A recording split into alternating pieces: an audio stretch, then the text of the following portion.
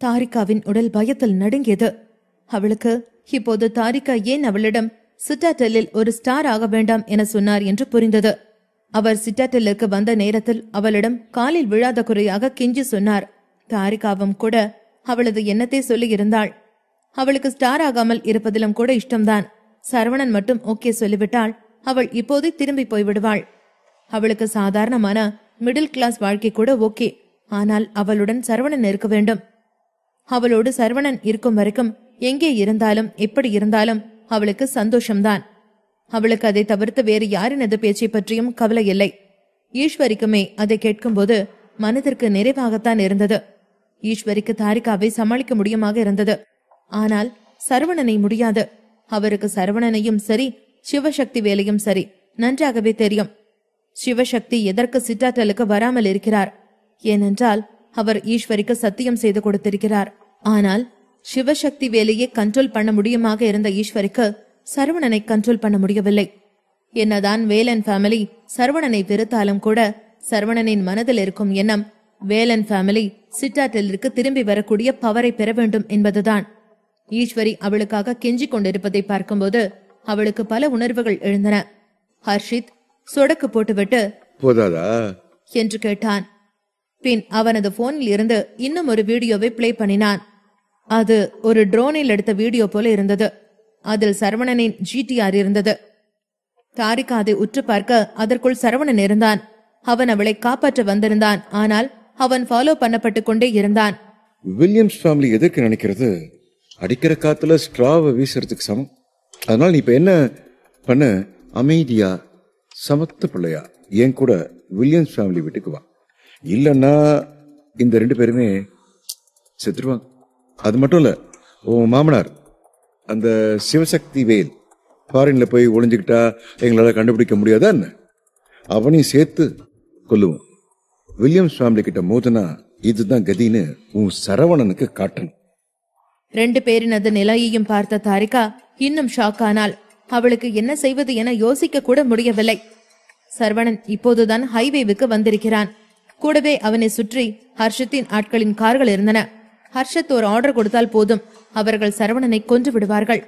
ஹர்ஷித் இந்த மாதிரியான ஒரு பெரிய செட்டப்பை போட்டிருப்பான் என்று அவள் கொஞ்சம் கூட யோசித்திருக்கவில்லை. அவள் இருக்கும் எல்லா தைரியத்தையும் இழந்து கொண்டிருந்த நேரத்தில் மோஹித் ஒரு முனகலுடன் எழுந்து கொண்டான். அந்த மூத்தவர் காப்பாற்ற சொல்லி இருந்தது தாரிகாவை தான். அதையும் விட மேலாக தாரிகா சரவணனின் காதலி. அதனால் செத்தாலும் பரவாயில்லை, ஆனால் தாரிகாவிற்கு எதுவும் ஆக்கக்கூடாது என நினைத்தான். ஆனால் மோஹித் கஷ்டப்பட்டு எழுந்து கொண்ட அடுத்த நொடி அவனை ஓங்கி உதைத்தான் ஹர்ஷித். அதில் கத்திக்கொண்டே மறுபடியும் போய் விழுந்தான் மோஹித். விழுந்த வேகத்தில் மோஹித்திற்கு அவனது எலும்புகள் கூட உடைந்தது போல இருந்தது. கால் துண்டாக போய் விட்டது போல இருந்தது. காலில் இருந்த வலியின் எஃபெக்டினால் அவனால் எழுந்து கொள்ளவே முடியவில்லை.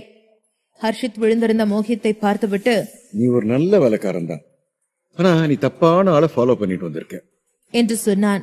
மோஹித் இப்போது அவனது முழு சக்தியையும் இழந்திருந்தான். இதற்கு மேல் அவனால் அசையக்கூட முடியவில்லை. பின் மீண்டும் தாரிகாவின் பக்கம் திரும்பி, உனக்கு அவ்வளவு நேரம் இல்ல, ஈஸ்வரி ரொம்ப அப்பாவி, அவளுக்கு இதுக்கு மேலே வில்லியம்ஸ் ஃபேமிலி கிட்ட போக முடியுமான்னு சொல்லி எனக்கு தெரியல. வில்லியம்ஸ் ஃபேமிலி ஆளுங்க மட்டும் அவங்கள திரும்ப பார்த்தா கண்டிப்பா கொன்னுடுவாங்க என்று சொன்னான். தாரிகாவின் கண்ணில் தயக்கம்தான் இன்னும் குடிக்கொண்டிருந்தது. கூடவே தவிப்பு, ஏக்கம், வெறுப்பு என எல்லாம் இருந்தது.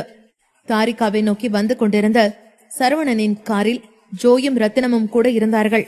ரியர் வியூ மிரரில் பின்னால் வந்து கொண்டிருக்கும் கார்களை பார்த்த ரத்தினம், சரவணா, இருந்தாலும் உனக்கு இவ்வளவு மவுசு இருக்க கூடாது. பாரு எத்தனை பேர் உன்னை விடாம ஃபாலோ பண்ணிக்கிட்டே வந்துகிட்டு இருக்காங்கன்னு என்று சொன்னார். சரவணன் தான் காரை ஓட்டிக் கொண்டிருந்தான். அவனது மனதில் இப்போது ஒரு எண்ணம் தான் ஓடிக்கொண்டிருந்தது. அதாவது ராயர் ஃபேமிலிக்கு பின்னாடி 2 ஃபேமிலிகள் இருந்தன. ஒன்று வில்லியம்ஸ் ஃபேமிலி, அடுத்து மாரிஸ் ஃபேமிலி. அவனுக்கு வில்லியம்ஸ் ஃபேமிலி பற்றி உறுதியாக தெரியும். ஆனால் மாரிஸ் ஃபேமிலி பற்றி அவனால் உறுதியாக சொல்ல முடியவில்லை. அவனுக்கு வில்லியம்ஸ் ஃபேமிலி எப்படி வேலன் ஃபேமிலியை சிட்டாடெல்லில் இருந்து விரட்டி அடித்தது என்றும் தெரியாது. அது மட்டும் இல்லாமல் வேலன் ஃபேமிலி சிவசக்தி வேலை வெகுவாகவும் வெறுத்தார்கள். கூடவே சிட்டாடெல்லிற்கு திரும்பி போகும் எண்ணத்தையும் முழுதாக கைவிட்டிருந்தது. இதுவே எல்லாத்தையும் விளக்க போதுமானதாக இருந்தது. ஜோய் பின்னால் வந்து கொண்டிருக்கும் கார்களை உற்று பார்த்துவிட்டு, என்ன சரவணா, கைவித்தைய காட்டுவமா என்று கேட்டாள். அதை கேட்டதும் லேசாய் புன்னகைத்த சரவணா ஒரு புருவத்தை உயர்த்தினான். பின் சீட் பெல்ட்டை டைட் பண்ணிக்கங்க என்று சொன்னான். சொன்னது போல செய்ததும் சரவணன் அடுத்த நொடியே முன்னால் போய்க் கொண்டிருந்த காருக்கு டிமிக்கி கொடுத்துவிட்டு மின்னல் வேகத்தில் அங்கிருந்து மறைந்தான். சில செகண்ட்ஸ்களுக்கு பிறகு ஹர்ஷித்தின் போனுக்கு ஒரு கால் வந்தது. அவன் அட்டென்ட் பண்ணியதும், சார், நாங்க சரவணனோட ட்ராக்கிங்க லூஸ் பண்ணிட்டோம் என்று மிகவும் பதட்டத்துடன் சொல்லப்பட்டது. அதை கேட்டதும் ஹர்ஷித் கடும் கோபத்துடன், டேய் படப்பசங்களா, அவனை கூட உங்களால பிடிக்க முடியலையா என்று கத்தினான். பின் காலை கட் பண்ணிவிட்டு தாரிகாவின் பக்கம் திரும்பி, நீ கவலைப்படாத, உன் ஆள் இன்னைக்கு இங்க வந்துருவான். என்னால இன்னைக்கு உனக்கு ஆம்பளைங்க மேல இருக்கிற அபிப்பிராயம் மாறும். நான் 15 வயசு இருக்கும்போது டாப் இன்டர்நேஷனல் மிலிட்டரியில ட்ரைனிங் எடுத்திருக்கேன். என்னோட ஸ்கில்ஸ், என்னோட பர்சனாலிட்டி, எனக்கு இருக்கிற உலகத்தை பத்தின புரிதல், இது எதுக்கும் உன்னோட ஆளால நெருங்க கூட முடியாது என்று சொன்னான். அதை கேட்டதும் தாரிகாவிற்கு இன்னும் நடுக்கமாக இருந்தது. என்ன, சரவணன் இங்க வந்துட்டு இருக்கானா என்று யோசித்தாள். இப்போது ஹர்ஷித் இருக்கும் கான்பிடென்டை பார்க்கும்போது சரவணன் அவனுக்கு உண்மையிலேயே மேட்ச் ஆனவன் இல்லையோ என்ற பயம் தாரிகாவிற்குள் உருவானது. சரவணன் எப்படியோ சமாளித்து அவனை ஃபாலோ பண்ணி கொண்டிருந்த கார்களை விட்டும் தப்பி போய்விட்டான். பின் போனை எடுத்து வேதாவிற்கு கால் பண்ணினான். ஹலோ, வீனஸ் வில்லிக்கு போற வழியில இருக்கிற ஹைவேஸ்ல சில குப்பை இருக்கு, எல்லாத்தையும் கிளீன் பண்ணிடுங்க. கூடவே நான் அனுப்புற லொகேஷனுக்கு கையோட கொஞ்சம் பேரை கூட்டிட்டு வந்து சேருங்க என்று சொன்ன சரவணன் சிறிது நேர கேப்புக்கு பிறகு, அப்புறம் இன்னொரு விஷயம், டைட்டான ட்ரெஸ் போட்டுட்டு வராதீங்க என்றான். அது எதுக்கு? இல்ல, ஸ்கிரிப்டுக்கு அப்படி தேவைப்படுது. வேதாவிற்கு சரவணா சொன்னதின் அர்த்தம் கொஞ்சமாக புரிந்தது. ஏதோ சண்டை இருக்கிறது என்பதை புரிந்து கொண்டாள். அதனால் அவள் டைட்டான ட்ரெஸ் போட்டுக் கொண்டு போனால் அவளுக்கு சண்டை பிடிக்க கஷ்டமாக இருக்கும் தானே என்று நினைத்தாள். சரவணனுக்கு ஓகே என்று சொன்னவள் உடனே அவளது ஆட்கள் கொஞ்சம் பேரை கூட்டிக் கொண்டு உடனே கிளம்பினாள். சிறிது நேரத்திற்கு பிறகு ஒரே மாடல் கார்கள் சில ஸ்டேடியத்திற்கு முன்னால் சேர்ந்து அங்கே இருந்து ஹைவேயை நோக்கி புறப்பட்டது. சரவணா, இந்த ஹர்ஷித் ஒன்னும் சாதாரண ஆள் இல்ல. நான் செக் பண்ணிட்டேன். அவன் இன்டர்நேஷனல் மர்சனரி சோல்ஜரா இருந்திருக்கான். அவன் வில்லியம்ஸ் ஃபேமிலிக்கு திரும்பியதுமே அவனுக்கு ரொம்ப முக்கியமான பொசிஷனை கொடுத்துட்டாங்க. அவனோட எசர்ஸ் எல்லாத்தையும் பத்தி தெரிஞ்சுக்க கொஞ்சம் டைம் எடுக்கும் என்று ரத்தினம் சொன்னார். அவர் சொன்னதை வைத்து பார்த்தால் இப்போதைக்கு ஹர்ஷித்தோடு முட்டிக்க போவது டேஞ்சர் தான். அது மட்டும் இல்லாமல் அவனை பினான்சியலாக தாக்குவதும் இப்போதைக்கு சாத்தியமில்லை. இல்ல, இப்போ அதெல்லாம் நீங்க யோசிக்க வேண்டாம். நான் தான் இப்ப இன்னும் ஒருத்தர்கிட்ட சொல்லிட்டேனே என்று போனை பார்த்து கொண்டே பதில் சொன்னான் சரவணன். அதை கேட்டதும் எக்கனாமிக் விஷயத்தில் கில்லாடியாக இருக்கும் ரத்தினமும் ஜோயும் அவனை குழப்பத்துடன் பார்த்தார்கள். அவர்களுக்கு வேதா மேல் நம்பிக்கை இல்லாமல் எல்லாம் இல்லை. ஆனால் வேதாவிற்கு அதற்கான திறமை இல்லை என்றுதான் யோசித்தார்கள். வேதாவிற்கு ஸ்டேடியத்தில் பவர் இருக்கத்தான் செய்தது. ஆனால் சிட்டாடெல்லுக்குள் வந்துவிட்டால் சிற்றெரும்புதான். சரவணன் அவனது போனையே பார்த்து கொண்டிருந்தான். அவன் ஏற்கனவே அனுப்பியிருந்த ஒரு மெசேஜ் இருந்தது. உங்களுக்கு என்ன பார்க்க வேண்டாமா? எனக்கு என்னமோ இதான் சரியான டைம்னு சொல்லி தோணுது. சரவணன் அதை ஒருத்தருக்கு தான் அனுப்பியிருந்தான். அது சாருமதி அவனுக்கு தேடி போய் பேச சொல்லியிருந்த ஒரு ஆள்தான். இதற்கு முன்பு அவனுக்கு அவரை மீட் பண்ண சந்தர்ப்பம் அமையவில்லை. அவனுக்கு இப்போது சரியான நேரம் போல தோன்றியது. அதே நேரத்தில் அவன் மெசேஜ் அனுப்பிய அந்த நபரோ எப்போதுடா சரவணன் பேசுவான் என காத்து கொண்டிருந்தார். மிஸ்டர் சரவணா, சாருமதி உங்களை பத்தி சொல்லி இருக்கா. நீங்க தான் அவ ஃபாரின் போறதுக்கு ஹெல்ப் பண்ணிருக்கீங்க. எனக்கு உங்களை மீட் பண்றது அவ்வளவு போலவே இம்பார்ட்டன்ட். சந்தோஷம். நான் அனுப்புற லொகேஷனுக்கு வாங்க. ஓகே, நான் யாரையாவது கூட்டிட்டு வரணுமா? அதுக்கு அவசியம் இருக்குமா? நீங்க மட்டும் போதாதா? அதுவும் சரி, நான் தனியாவே வரேன் என்று பதில் அனுப்பினார் அவர்.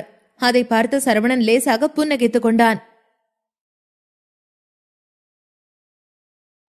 தாரிகா பல்லை கடித்துக் கொண்டு இருந்தாள். அவளுக்கு ஏனோ இப்போது கொஞ்சம் கொஞ்சமாக தைரியம் வந்து கொண்டிருந்தது. ஹர்ஷித்தை உற்று பார்த்தவள், உன்னோட ஒரு விரல் கூட என் மேல பட்டுச்சுன்னா நானே என்னோட நாக்க கடிச்சிட்டு செத்துருவேன் என்று சொன்னாள். ஓ, அப்படியா? அப்ப இன்னும் சூப்பர். எனக்கு இதுதான் இன்னும் பிடிச்சிருக்கு. அப்படியே உன்னை எங்கேயாவது வெளியே கூட்டிட்டு போகலான் இருக்க என்று அவளை சில்மிஷ பார்வையுடன் பார்த்து கொண்டே சொன்னான் ஹர்ஷித். வின்ஸ் வில்லாவின் இந்த பகுதி மற்ற இடங்களை விட இன்னும் கொஞ்சம் தனிமையானது. பிரிசனை விட்டு வெளியே வந்து பார்க்கும்போது அதிக அளவிலான ஆட்கள் இல்லாமல் இருப்பதை அவதானித்தான். அவளுக்கு வில்லியம்ஸ் ஃபேமிலி சரவணனை ஒழித்து கட்டுவதை விட அவனது கையாலே அவனை கொஞ்சம் அலைய விட வேண்டும் போல இருந்தது. ஹர்ஷித் சொன்னதை கேட்ட தாரிகா இன்னும் கொஞ்சம் கடுமையான குரலில், நான் எதுக்கு உன் கூட வரணும் என்று கேட்டாள். உன்கிட்ட வேற சாய்ஸ் இல்ல என சொன்ன ஹர்ஷித் அவளது கையை பிடித்து இழுத்து கொண்டு போய் காருக்குள் தள்ளினான். மிஸ்டர் வில்லியம்ஸ், என்ன பண்ணிட்டு இருக்கீங்க என்று கண்ணை அகல விரித்து கொண்டு கேட்டாள் ஜெஸ்ஸி. அவள் ஹர்ஷித் வேலையை முடித்துக் கொண்டு இப்போது வந்து விடுவான் என பார்த்து கொண்டிருந்தாள். இல்ல, இந்த இடத்துல ஒரு கிக்கும் இல்ல, நாம வேற இடத்துக்கு போவோம். ஹர்ஷித் அங்கே இருந்த ஒரு காட்டு பகுதியை நோக்கி புறப்பட்டான். அதை பார்த்த ஜெஸ்ஸிக்கு ஷாக்காக இருந்தது. அவன் ஆல்ரெடி இருந்த இடத்தை மாற்றிவிட்டான். சரவணனிடமும் சொல்லவில்லை என யோசித்தாள். அப்போது ஹர்ஷித் அவளது முகத்தை பார்த்துவிட்டு, என்ன அவன்கிட்ட சொல்லணுமா? அவனோட லவ்வர் தானே, வேணும்னா தேடி வரட்டும் என்று சொன்னான். அதை கேட்டதும் ஜெஸ்ஸி இன்னும் ஷாக்கானாள். காரை ஓட்டிக்கொண்டே ஹர்ஷித் அவனது போனை பார்த்தான். பின் சிரித்துக் கொண்டே, ஐய, வேதாவை கூப்பிட்டிருக்கான் என்று சொன்னான். இப்போது வரைக்கும் அவனுக்கு வேதா மேல் ஒரு நல்ல இம்ப்ரெஷன் இருக்கத்தான் செய்தது. ஒரு பெண்ணாக இருந்து கொண்டு ஸ்கில்லிலும் சரி கொடூரத்திலும் சரி அவள் கொஞ்சம் கூட சளைத்தவள் இல்லை. ஆனால் இப்போது அவள் தப்பான ஒரு பக்கத்திற்கு நிற்கிறாள் என்று நினைத்தான். நான் அனுப்புற லொகேஷனுக்கு வந்துரு, உன்னோட சபார்டினேட் வேதாவுக்கு நஷ்டம்னா என்னன்னு வந்து காட்டு என்று யாருக்கோ மெசேஜ் அனுப்பினான். அப்போது அவனுக்கு வில்லியம்ஸ் ஃபேமிலியிலிருந்து கால் வந்தது. ஹலோ சார், ஈஸ்வரி இன்னும் அப்படியே தான் இருக்காங்க, போக முடியாதுன்னு சொல்றாங்க. அவ்வளோ போக இஷ்டம் இல்லைன்னு சொன்னா சாகட்டும். அப்போது கால் பண்ணியவனின் போனை பறித்த ஈஸ்வரி, ஹலோ, நான் ஈஸ்வரி, உங்களுக்கு என்ன ஞாபகம் இருக்கா என்று கேட்டார். யார் நீ என்று வேண்டுமென்றே ஒரு மாதிரியாக கேட்டான் ஹர்ஷித். ஏன்பா, நான் ஈஸ்வரி ஆண்டி. உனக்கு 2 வயசு இருக்கும் போதெல்லாம் நான் உன்னை கட்டி பிடிச்சு கொஞ்சம் விளையாடுவேன். உனக்கு ஞாபகம் இல்லையா? சரவணனை விட பல வருடங்கள் மூத்தவன் தான் ஹர்ஷித். அவனுக்கு 5 வயது இருக்கும் போதுதான் ஈஸ்வரியை ஃபேமிலியை விட்டு துரத்தினார்கள். ஓ, நீங்களா? நீங்க இன்னும் உயிரோட தானே இருக்கீங்க? எனக்கு தெரியும். நானும் சரவணனும் ரூல்ஸ் பிரேக் பண்ணி சிட்டாட்டலுக்கு திரும்பி வந்துட்டோம். எங்களுக்கு இப்ப தப்புன்னு தெரிஞ்சிருச்சு. என்னதான் இருந்தாலும் நம்ம 2 பேரும் ஒரே ஃபேமிலி. அதுக்காக இன்னும் ஒரே ஒரு சான்ஸ் கொடுக்க முடியுமா? நீ மட்டும் சரவணனை போக விட்டுட்டா நான் என்ன விடுனாலும் செய்ய ரெடியா இருக்க. என்னது, போக விட்டுறதா? நான் கேள்விப்பட்ட வரைக்கும் வேலன் ஃபேமிலிய வில்லியம்ஸ் ஃபேமிலி அப்பவே அழிக்க ரெடியானாங்க. ஆனா ஏதோ நீங்க காலில் விழுந்து கெஞ்சினதுனாலதான் விட்டுட்டாங்கன்னு சொல்லி இருந்தாங்க. ஆனா அப்படி காப்பாற்றப்பட்டு கூட இப்படிப்பட்ட ஒரு கேவலமான பிறவிய பெத்தெடுப்பாங்க என்று சொன்ன ஹர்ஷித் சத்தமாக சிரித்தான். மறுபடியும் அவனை, நீங்க வில்லியம்ஸ் ஃபேமிலிய ரொம்ப தான் யோசிக்கிறீங்க. உங்களுக்கு இதுதான் ஆசைன்னு சொன்னா நாங்களும் இங்க செய்கையை செய்யறோம் என்றான். வில்லியம்ஸ் ஃபேமிலியுடன் நடந்த மோதலுக்கு முன்னால் வேலன் ஃபேமிலி பல இடங்களில் பரவலாக இருந்தது. ஆனால் அதற்கு பிறகு அவர்களை காண்பது மிக அரிதாகிவிட்டது. கோஸ்டோனில் இருந்த பேசம் கூட காணாமல் போய்விட்டது. ஈஸ்வரியன் மனதிற்குள் இப்போது பலவிதமான உணர்வுகள் இருந்தன. அவருக்கே இந்த தடவை சரவணன் ஒரு பெரிய பிரச்சனையை உண்டாக்கிவிட்டது போல் தோன்றியது. நானே அவன்கிட்ட சிட்டாட்டால விட்டு போயிட சொல்றேன். அவன் பண்ணின வேலையை எப்படி சரி பண்றதுன்னு சொல்லி நாங்க ஒரு வழியை கண்டுபிடிக்கிறோம். வைல்டு வெஸ்ட் அலையன்ஸ நான் டிஸ்பேண்ட் பண்ண சொல்லிடுறேன் என்று கெஞ்சினார் ஈஸ்வரி. இதெல்லாம் சொல்றதுக்கு இப்ப ரொம்ப லேட் ஆயிடுச்சு என சொன்ன ஹர்ஷித் காலை கட் செய்தான். அவளுக்கு ஈஸ்வரி சொன்ன ஒரு விஷயத்தை நினைத்து சிரிப்பாக இருந்தது. வைல்ட் வெஸ்ட் எலியன்ஸ் டிரான்ஸ்போர்ட் பண்றதா? அவங்க இருந்தா மட்டும் வில்லியம்ஸ் ஃபேமிலி சொல்லாத ஒண்ணு செஞ்சிருவாங்களா என்ன என்று சிரித்தான். ஹர்ஷத் காலை கட் பண்ணியதும் ஈஸ்வரிக்கு கடுமையாக கோபம் வந்தது. எல்லாம் அவ்வளவுதானா என்று யோசித்தார். ஜெஸ்ஸி மறுபடியும் லொகேஷனை அனுப்பிவிட்டு புறப்பட்டாள். அவளுக்கு இப்போது ஹர்ஷித் அவனது ஆக்ஷனை தொடங்கிவிட்டான் என்பது தெரிந்தது. அது மட்டுமில்லாமல் அவன் ஆடமையும் கூப்பிட்டிருக்கிறான். ஆடம் வீனஸ் வில்லாவில் இருந்து ஒரு பெரிய புள்ளியின் அசிஸ்டன்ட் ஆவான். அவனது பவர் வேதாவின் பவரை விட பல மடங்கு அதிகம். வேதா 100 பேரை கூட்டினால் இவன் 1000 பேரை கூட்டி விடுவான். அவளுக்கு என்று சரவணனின் கதை அவ்வளவுதான் என்று தோன்றியது. ஜெஸ்ஸி அதை நினைத்துக் கொண்டே சரவணனுக்கு சாரி என ஒரு மெசேஜை அனுப்பிவிட்டு பின் மீண்டும் டெலிட் பண்ணினாள். சரவணன் இப்போது ஒரு பெரிய பணக்காரனாகிவிட்டான். ஆனாலும் அவன் ஜெஸ்ஸியை அவனின் பார்ட்னராக ஆக்கிக் கொள்ளாததால் அவனை அழிப்பதற்கு துணை போவதில் குற்றமில்லை என்று யோசித்தாள். அதே நேரத்தில் வீனஸ் வில்லாவில் ஒரு ஒதுக்குப்புறத்தில் ஆடம் வந்திருந்தான். மிஸ்டர் வில்லியம்ஸ், உங்களை மாதிரி ஒருத்தருக்கு என்னோட ஹெல்ப் தேவைப்படுறது எனக்கே ஆச்சரியமா தான் இருக்கு என்று ஒரு மாதிரியாக சிரித்துக் கொண்டே சொன்னான் ஆடம். அவனது தோற்றம் மிகவும் பயங்கரமாக இருந்தது. எத்தனையோ தங்க பொருட்கள் போட்டிருந்தான். கையில் நிறைய சங்கிலிகளும் காப்புகளும் இருந்தன. ஹர்ஷித்தும் ஆடமும் வந்து சேர்ந்த சிறிது நேரத்தில் வேதாவின் கேங் வருவது தெரிந்தது. அவனுங்களை தடுத்து நிறுத்து மிஸ்டர் வில்லியம்ஸ். நீங்க இதை பண்ண வேண்டிய அவசியமே இல்லையே. உங்களுக்கு இந்த பொண்ணோட விஷயத்தை தான் வேலை செய்யணும்னு சொன்னேன்டா. நான் அதை பாத்துக்கிறேன் என்று தரையில் கிடந்த தாரிகாவை பார்த்து சொன்னான் ஆடம். சொன்ன வேலையை மட்டும் செய். அவனுங்களை தடுத்து நிறுத்து. ஓகே ஓகே, அதை பண்ணிட்டு வந்து அப்புறம் இந்த வேலையை கவனிச்சுக்கிறேன். ஆடம் சொன்னதும் அவனது ஆட்கள் ஒரு வட்டமாக நின்று கொண்டார்கள். எல்லோரின் கண்ணிலும் கொலை வெறி தெரிந்தது. வேதா ஆடமை பார்த்ததும் குழம்பி போனாள். சரவணன் ஆடமுடன் சண்டை போடத்தான் என்னை கூப்பிட்டானா என்று யோசித்தாள். வேதா ஒரு மாதிரி தயங்கிக் கொண்டிருந்த அதே நேரத்தில் சரவணனின் காரும் வந்து சேர்ந்தது. சரவணனின் கார் வந்து நின்றதும் ஆடம் அதை உற்று பார்த்து கொண்டிருந்தான்.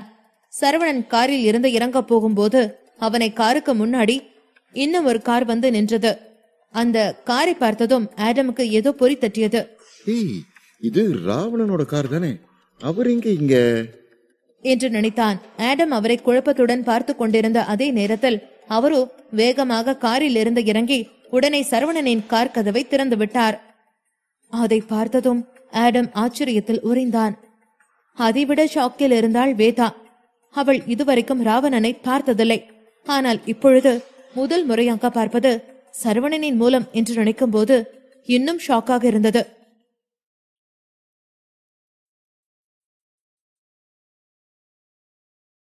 தான் கண்டது ஒன்றும் பொய்யில்லையே என தெரிந்ததும் ஆடமிற்கு நடுக்கம் தொற்றிக் கொண்டது. அவனுடனே ஹர்ஷத்தை திரும்பி பார்த்தான். என்ன மிஸ்டர் வில்லியம்ஸ், ரொம்ப பெரிய இடத்துல இருந்தெல்லாம் ஆள் கூப்பிட்டுருக்கீங்க போல. அப்படியெல்லாம் ஒண்ணும் இல்ல. ஒருத்தனை இன்னைக்கு இந்த உலகத்தை விட்டு அனுப்பியே தீரணும்னு நான் முடிவெடுத்துட்டேன். அதனாலதான். ஆடம் இப்போது ராவணன் கூட ஹர்ஷித் கூப்பிட்டுதான் வந்திருக்கிறார் போல என்று நினைத்து விட்டான். அவனை பொறுத்த வரைக்கும் ராவணன் தான் சிட்டாட்டலில் நம்பர் 1. அவருக்கு பின்னால் இருந்தாலே பவர்ஃபுல் தான். அவன் ஹர்ஷித்தை திரும்பி பார்த்துவிட்டு, கொஞ்சம் இருங்க, ஒரு வேலை பண்ண இருக்கு என்று சொன்னவன் முன்னால் நடந்தான். அவனுக்கு தூரத்தில் பார்க்கும்போது அங்கே நடப்பது அவ்வளவாக தெரியவில்லை போல. ராவணனுக்கு அருகே போனதும் தான் அவனுக்கு பெரிய அதிர்ச்சி காத்திருந்தது. ராவணன் ஹர்ஷித் கூப்பிட்டுதான் வந்திருக்கிறான் என்று நினைத்துக் கொண்டிருந்தான். ஆனால் இப்போது அருகில் போய் பார்த்தால் அதே ராவணன் அவர்கள் எதிரிக்கு மரியாதை கொடுத்து வெல்கம் பண்ணி கொண்டிருந்தார். மிஸ்டர் சரவணன், ரோடு வேற நல்லால, பார்த்து நடங்க என்று ஒரு குழந்தையை பார்த்துக் கொள்வது போல மிக பத்திரமாக சொல்லிக் கொண்டிருந்தார். அதே நேரத்தில் பின்னால் வந்த வேதாவின் ஆட்களும் ஆடமின் ஆட்களும் சண்டையை ஸ்டார்ட் பண்ணியிருந்தார்கள். வேதாவின் டீமில் அவ்வளவாக ஆட்கள் இல்லைதான். ஆனால் எல்லோரும் அவளை பார்த்து மிக ஜாக்கிரதையாக செலக்ட் பண்ணப்பட்டவர்கள். ஆடம் இதுவரைக்கும் மிக ஈஸியாக இங்கு சண்டையை ஜெயித்து விடலாம் என்றுதான் நினைத்திருந்தான். ஆனால் இப்பொழுது நிலைமை கொஞ்சம் வித்தியாசமாக இருந்தது. ராவணனுக்கு முன்னாடி ஆடமிற்கு கீழ் இருக்கும் வேதாவுடன் சண்டை போட்டால் தனது இமேஜ் தான் டேமேஜ் ஆகும் என்று நினைத்தான்.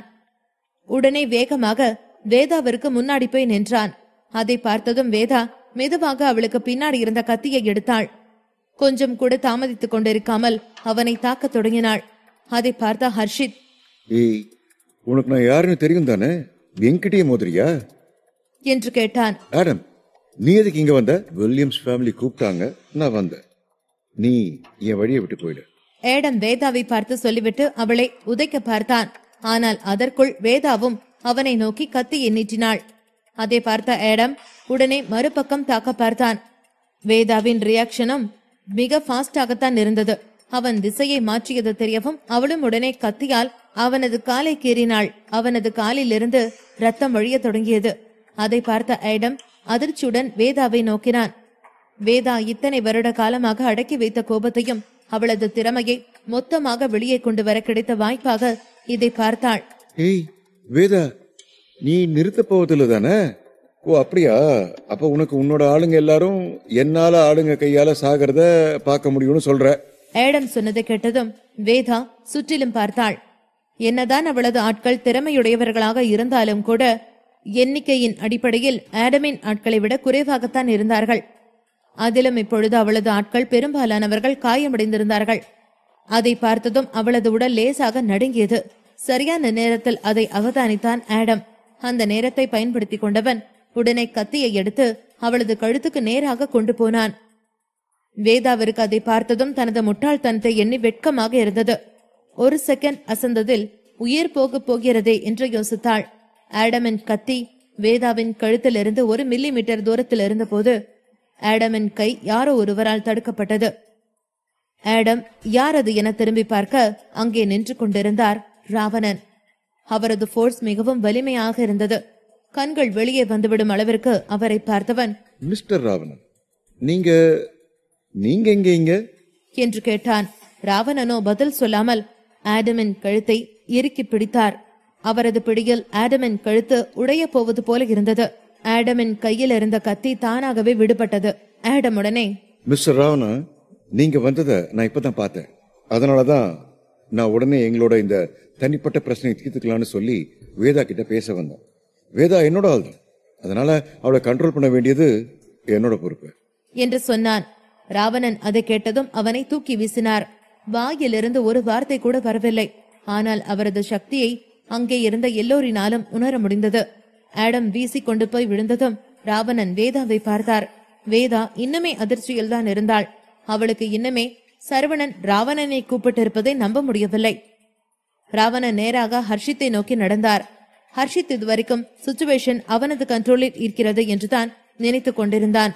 அதே நினைப்புடன் தாரிகாவை பார்த்தவன், இதோ பாரு, நீ மட்டும் அமைதியா இருந்தனா சரவணன் இன்னைக்கு உயிரோட போவான், இல்லனா போனந்தான் என்று சொன்னான். ஹர்ஷித் சொல்லிவிட்டு நிமிர்ந்து பார்த்த நேரத்தில் அவனுக்கு முன்னால் இருந்த கூட்டம் யாருக்கோ வழிவிட்டு நகர்வது தெரிந்தது. அதை குழப்பத்துடன் பார்க்க கூட்டத்துக்குள்ளிருந்து ஒரு கோட் சூட் அணிந்தவர் நடந்து வந்து கொண்டிருந்தார். அந்த நபரை ஹர்ஷித்துக்கு தெரியாதுதான். ஆனால் ராவணன் என்ற பெயரை கேள்விப்பட்டிருக்கிறான். ஆனால் இதுதான் ராவணன் என தெரியவில்லை. ராவணனும் அண்டர் கிரவுண்டில் இருப்பதால் அதிகம் அவரது முகத்தை வெளியே காட்ட மாட்டார். இது அவருக்கு ஆபத்து என்று நன்றாகவே தெரியும். ராவணனை பார்த்த ஹர்ஷித்துக்கு அவர் யாரோ ஒரு சக்தி வாய்ந்தவர் என்பது மட்டும் தெரிந்தது. ராவணன் நேராக ஹர்ஷித்துக்கு பக்கத்தில் போய் நின்று கொண்டு அவரது கையை ஹர்ஷித்தின் தலைக்கு மேல் வைத்தார். அது அவனது மொத்த தலையையும் மறைத்தது. என்ன, உனக்கு சாபனா அவ்வளவு இஷ்டமா? ராவணனுக்கு சக்தி இருப்பது ஹர்ஷித்துக்கு தெரிந்தது. ஆனாலும் அவனும் ஒன்னும் சாதாரணமானவன் இல்லையே. ராவணன் அவனது தலையில் கை வைத்ததும் ஹர்ஷித்தும் அவனது முழு பலத்தை திரட்டி சண்டை போட ரெடியானான். ஆனால் அவன் எழும்ப பார்க்கும்போது ராவணனின் கையில் நரம்புகள் மிதக்கத் தொடங்கின. அப்போது தடார் என்று ஒரு சத்தம் கேட்க ஹர்ஷித் தெரிந்து கொள்ளும் முன்னரே அப்படியே தரையில் விழுந்திருந்தான். அங்கே இருந்த யாருமே ஒரு அடி கூட நகரவில்லை. யாரும் ஹர்ஷித்தை காப்பாற்றவும் நினைக்கவில்லை. எல்லோரும் சீன் மட்டும் பார்த்து கொண்டிருந்தார்கள். ஹர்ஷித்தின் வாயிலிருந்து ரத்தம் கொட்டியது. அவன் ராவணனை பார்த்து, ஏய், எனக்கு நான் யாருன்னு தெரியுமா என்று கேட்டான். ஹர்ஷித் சொன்னதை கேட்ட ராவணன் அவனை முறைத்து பார்த்துவிட்டு, எனக்கு தெரியாது, தெரிஞ்சு கொள்ற இஷ்டமும் இல்ல என்று சொன்னார். அவரது பேச்சிலும் சரி செயலிலும் சரி அவருக்குள் இருக்கும் சக்தி வெளியே தெரிந்து கொண்டே இருந்தது. அது மட்டுமில்லாமல் ஹர்ஷித்துக்கு சரவணன் இப்படியான ஒருத்தரை கூப்பிட்டிருப்பது பெரும் அதிர்ச்சியாக இருந்தது. அவனுக்கு ஏனோ அவனது பாடிகார்டு பக்கத்தில் இருந்திருந்தால் இப்படி நடந்திருக்காதோ என்று நினைத்தது. நடந்ததை பார்த்து கொண்டிருந்த ஆடமுக்கு மற்றும் கடும் ஆச்சரியமாக இருந்தது. 2 மிக பவர்ஃபுல்லான ஆட்களுக்கு இடையே சண்டை நடப்பது போல் இருந்தது. இத்தனை காலமாக சிட்டாட்டல் அமைதியாக இருந்தது. ஆனால் இப்பொழுது ஒரு அண்டர் கிரவுண்ட் சண்டை ஸ்டார்ட் ஆகி இருக்கிறது. அதுவும் சரவணனால். நீ யாருன்னு எல்லாம் தெரியாது. ஆனா மிஸ்டர் சரவணன் என்கிட்ட உன்னை கொல்ல சொல்லி ஆர்டர் பண்ணியிருக்காரு. அப்படின்னா அதனுடைய அர்த்தம் உன்னோட மொத்த குடும்பமும் கொல்லப்படுவாங்க என்று மிகவும் கம்பீரமான குரலில் சொன்னார் ராவணன். ராவணன் சொன்னதை கேட்டதும் ஹர்ஷித் அதிர்ந்தான். என்னது, மொத்த வில்லியம்ஸ் ஃபேமிலியும் கொன்னுடுவானா? இவனுக்கு என்ன பைத்தியமா? இவன் எவ்வளவு பெரிய கொம்பனா வேணா இருக்கட்டும், ஆனா இவனால வில்லியம்ஸ் ஃபேமிலிய தொடக்கூட முடியாது. வில்லியம்ஸ் ஃபேமிலி இல்லைன்னு சொன்னா சிட்டாட்டலோட மொத்த எக்கனாமியும் சரிஞ்சிரும் என்று நினைத்தான். ஏடம் தான் உறைந்த சிலை போல இருந்தான். அவனுக்கு பயத்தில் கழிச்சால் நனைந்துவிடும் போல இருந்தது. என்னதான் ராவணன் பெரிய ஆளாக இருந்தாலும் கூட வில்லியம்ஸ் ஃபேமிலியை சேர்ந்த ஹர்ஷித்தின் மேல் கை வைப்பது கொஞ்சம் பெரிய சமாச்சாரம்தான். அவன் மேல் கை வைப்பது பல ஆபத்துகளுக்கு வழிவகுக்கும் என்று நினைத்த ஆடம், ராவணனிடம் உங்களுக்கு முன்னாடி இருக்கிறது வில்லியம்ஸ் ஃபேமிலியோட ஒரு ஆள் என சொல்ல வேண்டும் போல இருந்தது. பின் ராவணன் சரவணனின் பக்கம் திரும்பி, மிஸ்டர் சரவணன் என்று கூப்பிட்டார். அவனது ஒரு சொல்லில்தான் அவரது மொத்த செயலும் அடங்கியிருந்தது. ஹர்ஷித்துக்கு ராவணன் உண்மையிலேயே அவனை கொல்ல பார்ப்பதை பார்க்கும்போது அதிர்ச்சியாக இருந்தது. அவன் உடனே தன்னை காத்துக்கொள்ள பாய்ந்து தாரிகாவின் கழுத்தை பிடித்துக் கொண்டான். தாரிகாவின் கழுத்தை நெரித்துக் கொண்டே சரவணனை பார்த்து, ஏய், இப்ப என்ன கொல்லுடா, வர சொல்லு, தைரியம் இருந்தா வர சொல்லு என்று கத்தினான். தாரிகாவின் குடுமி ஹர்ஷித்தின் கையில் இருந்தது. ஹர்ஷித்தின் குடுமி ராவணனின் கையில் இருந்தது. ஆனால் இங்கே மிகவும் வலிமை குறைந்திருப்பது தாரிகா. ஹர்ஷத்தினால் லேசாக அவளது கழுத்தை நெரித்து அவளை கொன்று விடலாம். ஹர்ஷித் மறுபடியும் சரவணனின் பக்கம் திரும்பி, என்ன, எதுக்குன்னு வெயிட் பண்ணிட்டு இருக்க, வர சொல்லு. என்ன, உன்னோட இன்னொரு ஃப்ரெண்டு உன்கிட்ட திரும்பி வராம இருக்கான், அது உனக்கு ஞாபகம் இருக்கா? அவன் இதுவரைக்கும் அந்த முட்டாளோட 10 முறை சேலஞ்ச் பண்ணியிருக்கான். ஒவ்வொரு தடவையும் அவனோட உடம்பு காயப்பட்டே போயிருக்கு. இப்போதைக்கு அவனோட உடம்புல காயம் மட்டும்தான் மிச்சம் இருக்கு என்று சொன்னவன் சிரித்தான். ராவணன் ஹர்ஷித்தை உற்று நோக்கினார். ஹர்ஷித் ஹரிஷை பற்றித்தான் சொல்கிறான் என்று அவருக்கு தெரிந்தது. அந்த கட்டோக்கா மனிதன் மிகவும் சக்தி வாய்ந்தவன் என்று சரவணனுக்கு தெரியும் தான். ஆனால் அதே நேரத்தில் ஹரிஷும் அவ்வளவு சீக்கிரத்தில் சாக ஆசைப்படுபவன் அல்ல. ராவணன் ஹர்ஷித்தை பார்த்து, அவனை விட்டுற சொல்லு என்றார். ஹர்ஷித் சிரித்துவிட்டு, ஒரு உசுருக்கு 2 உசுறு, நாமே இப்படி பண்ணக்கூடாது, நான் தாரிகா விட்டுறேன். நீ இந்த லூசு கிட்ட என்ன விட சொல்லு. அப்புறம் ஹரிஷை பத்தி சொல்லணும்னா அவன் இந்த தடவை ஜெயிச்சிட்டான்னா சும்மாவே உசுரோட இருப்பான், இல்லன்னா அவ்வளவுதான். ஆனா இதுவரைக்கும் 13 தடவை தோத்துட்டான். இதுக்கு மேலேயும் ஜெயிப்பான்னு எனக்கு நம்பிக்கை இல்லை என்று சொன்னான். அவன் சொன்னதன் அர்த்தம் 2 பேரும் யாராவது ஒருத்தர் உயிரை எடுக்க சண்டை போடுவார்கள் என்பதுதான். தாரிகா சரவணனை பார்த்து, என்னை பத்தி கவலைப்படாத என்றாள். அவளது முகத்தில் இப்போது உயிர் வாழ்வதற்கான எந்த ஒரு ஆசையும் இருப்பது போல தெரியவில்லை.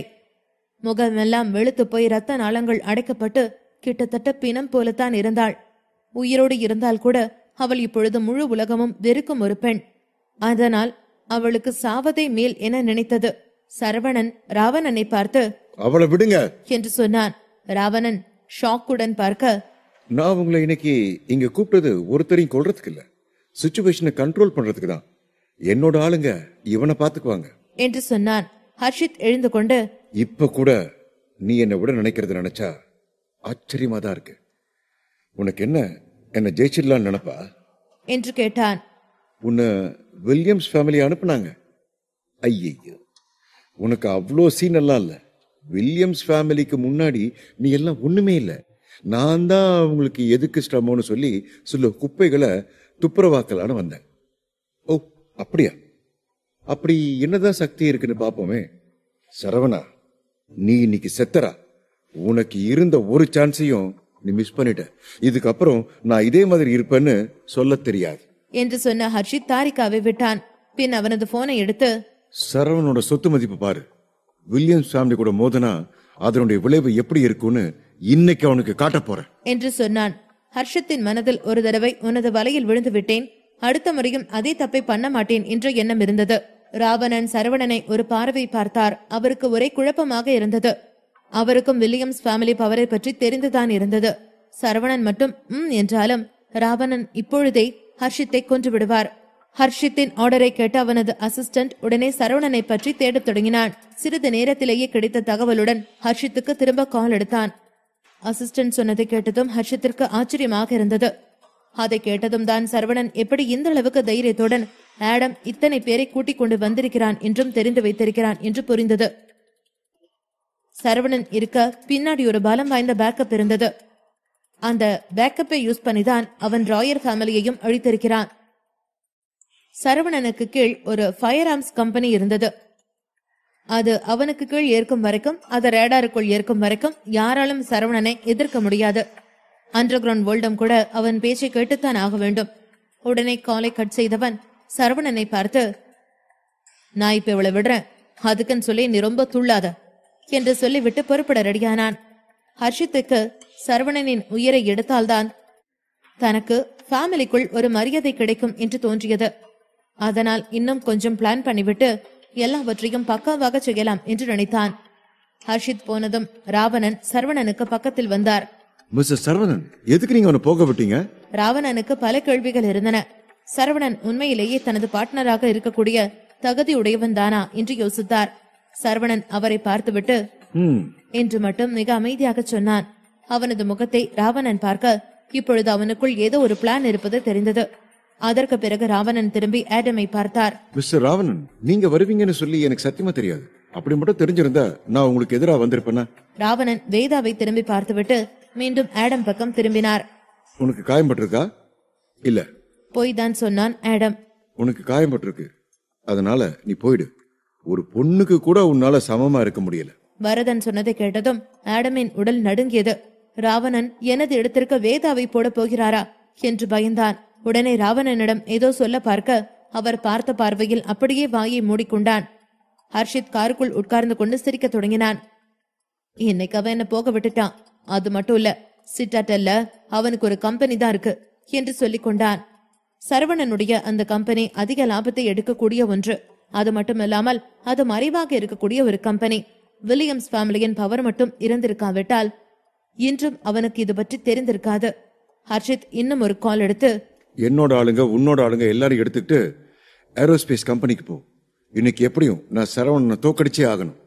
அந்த சிவசக்தி வேளால கூட அவனை காப்பாற்ற முடியாது இன்னைக்கு என்றான். இன்னைக்கு அந்த கம்பெனியும் சரி சரவணனையும் சரி இந்த உலகத்துக்கு வெளிச்சம் போட்டு காட்டணும். என்கிட்ட மோத பார்த்தால அவனுக்கு இதுவும் வேணும் இன்னும் வேணும்.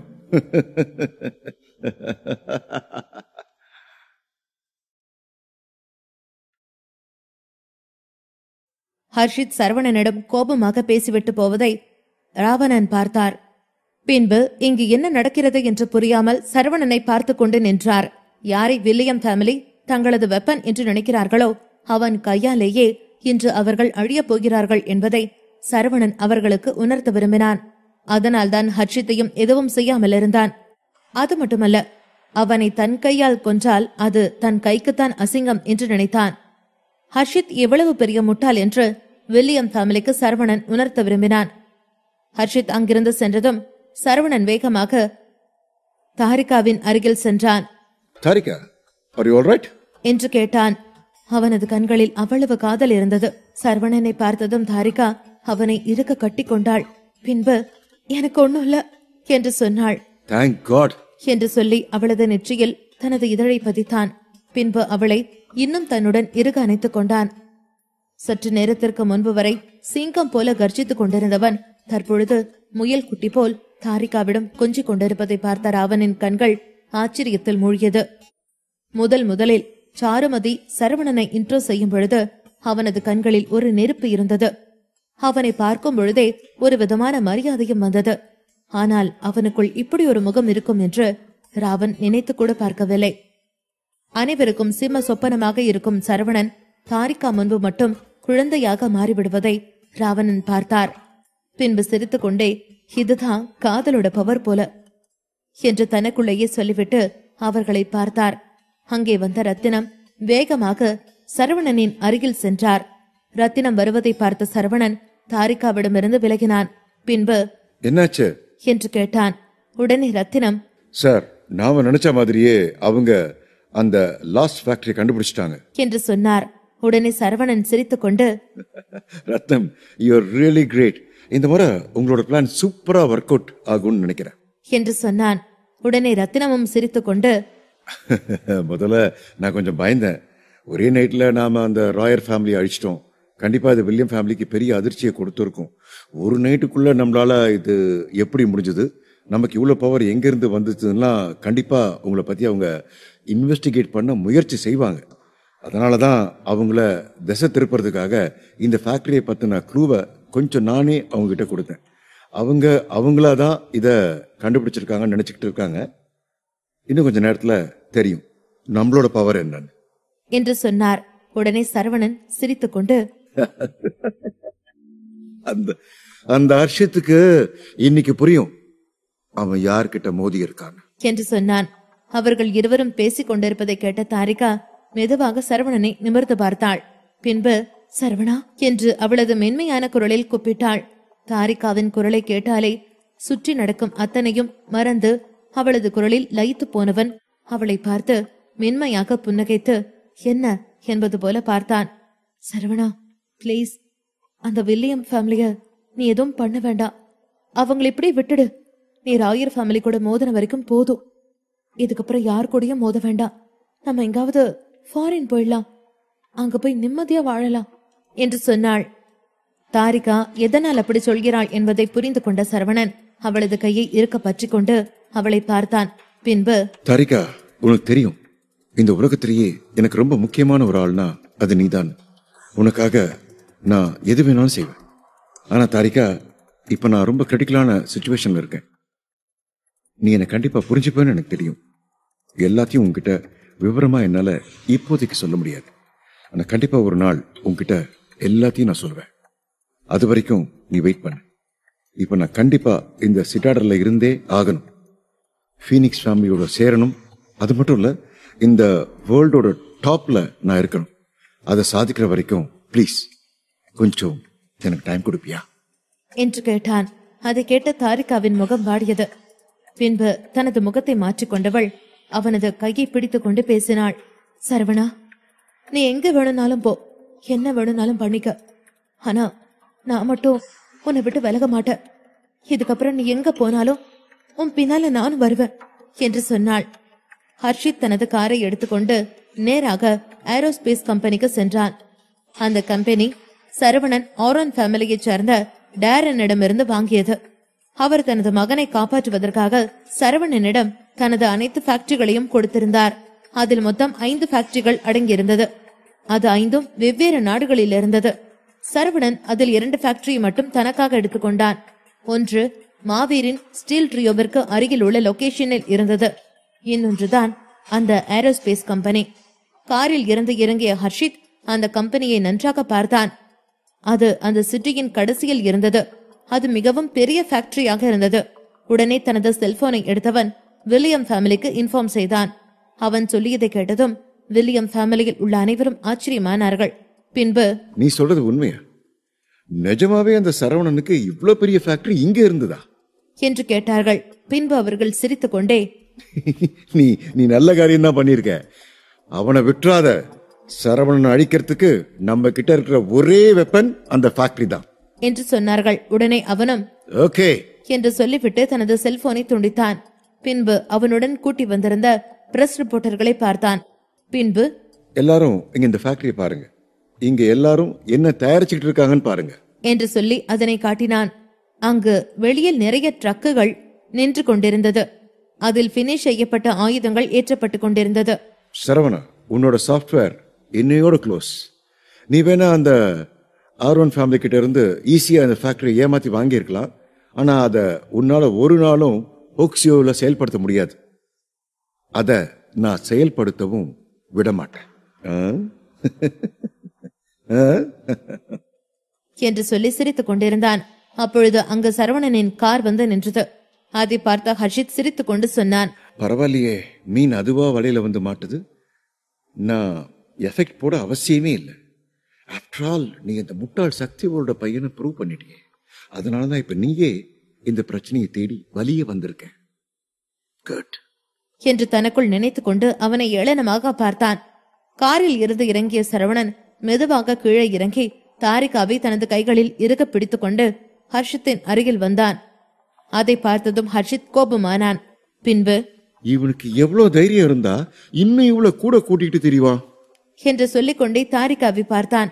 அவனை பார்த்ததும் தாரிகா பயத்தில் சரவணனின் முதுகுக்கு பின்னால் ஒளிந்து கொள்ள, சரவணன் அவளது கையை இறுக பிடித்துக் கொண்டு தனது கண்களாலேயே நான் இருக்கிறேன் என்று அவளுக்கு ஆறுதல் சொல்லியபடியே நடந்து அவன் அருகில் வந்து நின்றான். பின்பு அவனை பார்த்து ஒரு ஏளனமான சிரிப்பை சரவணன் சிரித்தான். அந்த சிரிப்பிற்கான அர்த்தம் புரியாத ஹர்ஷித் என்ன என்பது போல் தனது புருவத்தை தூக்கி பார்த்தான். அப்பொழுது திடீரென்று சரவணனுக்கு பின்னால் சில பேர் வந்து நின்றார்கள். அவர்களை சரவணன் திரும்பி பார்த்தான். பின்பு, சாரி கைஸ், நான் வரது கொஞ்சம் லேட் ஆயிடுச்சு, சீக்கிரம் வேலையை ஸ்டார்ட் பண்ணுங்க என்று சொன்னான். அவர்கள் அனைவரும் ஓகே சார் என்று சொல்லிவிட்டு வேகமாக அந்த ஃபேக்டரி முன்னால் சென்று நின்றார்கள். அவர்களது கையில் பெயிண்டும் பிரஷும் இருந்தது. அதை பார்த்தவனுக்கு எதுவும் புரியவில்லை. பின்பு, இப்போ இங்க என்ன பண்ணிட்டு இருக்க என்று கேட்டான். உடனே சரவணன் சிரித்துக் கொண்டு, ஒண்ணும் இல்ல, ஜஸ்ட் ஃபைன் பண்ணலான்னு வந்தேன். நீ உன்னோட வேலையை பாரு, நான் என்னோட வேலையை பாக்குறேன் என்று சொன்னான். அதை கேட்டவன் அங்கு வந்தவர்கள் என்ன செய்கிறார்கள் என்று திரும்பி பார்த்தான். அவர்கள் அந்த பிரஸ்ஸை வைத்து ஏதோ ஒரு சிம்பல் வரைந்தார்கள். அதை பார்த்ததும் ஒரு நிமிடம் ஹர்ஷித் அதிர்ந்தான். இந்த சிம்பல் என்று சொல்லி யோசித்தான். ஹர்ஷித் ஒரு ராணுவ வெறியன். சில வருடத்திற்கு முன் அவனும் ராணுவத்தில் இருந்தான். ராணுவத்தில் உள்ள ஒரு சில விஷயங்களை அவனும் தெரிந்து வைத்திருந்தான். இந்த சிம்பல் ராணுவ போர்ஸிற்கு சம்பந்தப்பட்டது. அது ஒரு ரெஸ்ட்ரிக்ஷன் சிம்பல். அந்த சிம்பல் இருக்கும் இடத்திற்கு ராணுவ ஹையர் அப்ஸை தவிர வேறு யாரும் வருவதற்கு அதிகாரம் கிடையாது. பின்பு அந்த சிம்பலை உற்று பார்த்துவிட்டு சரவணனை பார்த்து சிரித்தான். ஏற்கனவே நீ பண்ண தப்புக்கு உனக்கு என்ன தண்டனை கிடைக்க போகுதுன்னு தெரியல. இதுல நீ மிலிட்டரி சிம்பலையும் பயன்படுத்துற. இது எவ்வளவு பெரிய கிரைம் தெரியுமா? என்னையோட உன்னோட ஆணவத்தை நான் அடிச்சு காட்டுறேன் என்று சொல்லி அவனை பார்த்து சத்தமாக சிரித்தான். ஹர்ஷித் சிரிப்பதை பார்த்த சரவணன் பின்பு தாரிகாவை பார்த்தான். தாரிகா, நீ ஒன்னும் பயந்துராத. சில மர காய்ந்ததுங்க இப்படிதான் கத்திக்கிட்டு இருக்கும் என்று சொன்னான். அதை கேட்டதும் ஹர்ஷித்தின் முகம் கோபத்தில் சிவந்து போனது. சரவணா, கோபத்தில் கத்தினான் ஹர்ஷித். உடனே சரவணன் அவனை பார்த்து சிரித்துக் கொண்டே பேசினான். என் பேரு சரவணன் தான். அதுக்கு எதுக்குடா இவ்ளோ சத்தமா கத்துற? பாரு, இப்போ காது வலிக்குது. பாவம், என்னோட தாரிகா வேற பயப்படுறா என்று சொல்லிவிட்டு அவனை எகத்தாளமாக பார்த்தான். உடனே ஹர்ஷித், உன்னால எவ்வளவு முடியுமோ அவ்வளவு சிரிச்சுக்கோ. இன்னும் கொஞ்ச நேரத்துல உன்னோட உண்மையான முகம் எல்லாருக்கும் தெரிய போகுது. ஏரோன் ஃபேமிலி கிட்ட இருந்து இந்த ஃபேக்டரிய வாங்கி இது மூலமா நீ இல்லீகலா வெப்பன்ஸ் எல்லாம் தயாரிக்கிறல்ல, அந்த வெப்பன்ஸை வச்சுதான் நீ ராயர் ஃபேமிலி அட்டாக் பண்ண. இது எல்லாத்தையும் நான் வெளிச்சத்துக்கு கொண்டுட்டு வரேன் என்று சொன்னான். உடனே சரவணன் சிரித்துக் கொண்டு, இப்போ உனக்கு என்ன பிரச்சனை? இந்த ஃபேக்டரி தான் பிரச்சனையா? நீ சொல்ற மாதிரி இந்த ஃபேக்டரி என்னோடது தான், ஆனா இப்ப இல்ல என்று சொன்னான். சரவணன் அப்படி சொன்னதும் எதுவும் புரியாத ஹர்ஷித் குழம்பி போனான். நீ என்ன சொல்ற?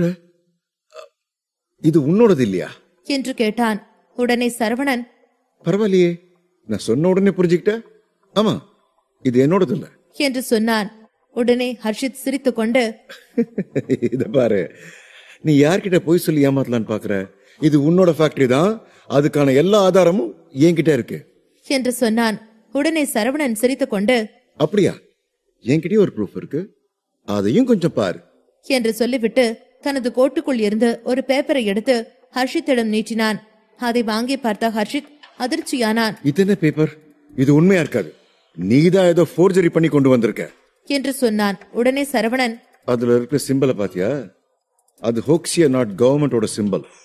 அதை யாராவது ஃபோர்ஜரி பண்ண முடியுமா? கொஞ்ச நாள் வரைக்கும் இது என்னோடதான் இருந்தது. ஆனா இப்போ நான் அதை வித்துட்டேன். அதுவும் யாருக்கு வித்திருக்கேன் தெரியுமா? தெரிஞ்சா கொஞ்சம் ஷாக் ஆயிடுவேன்.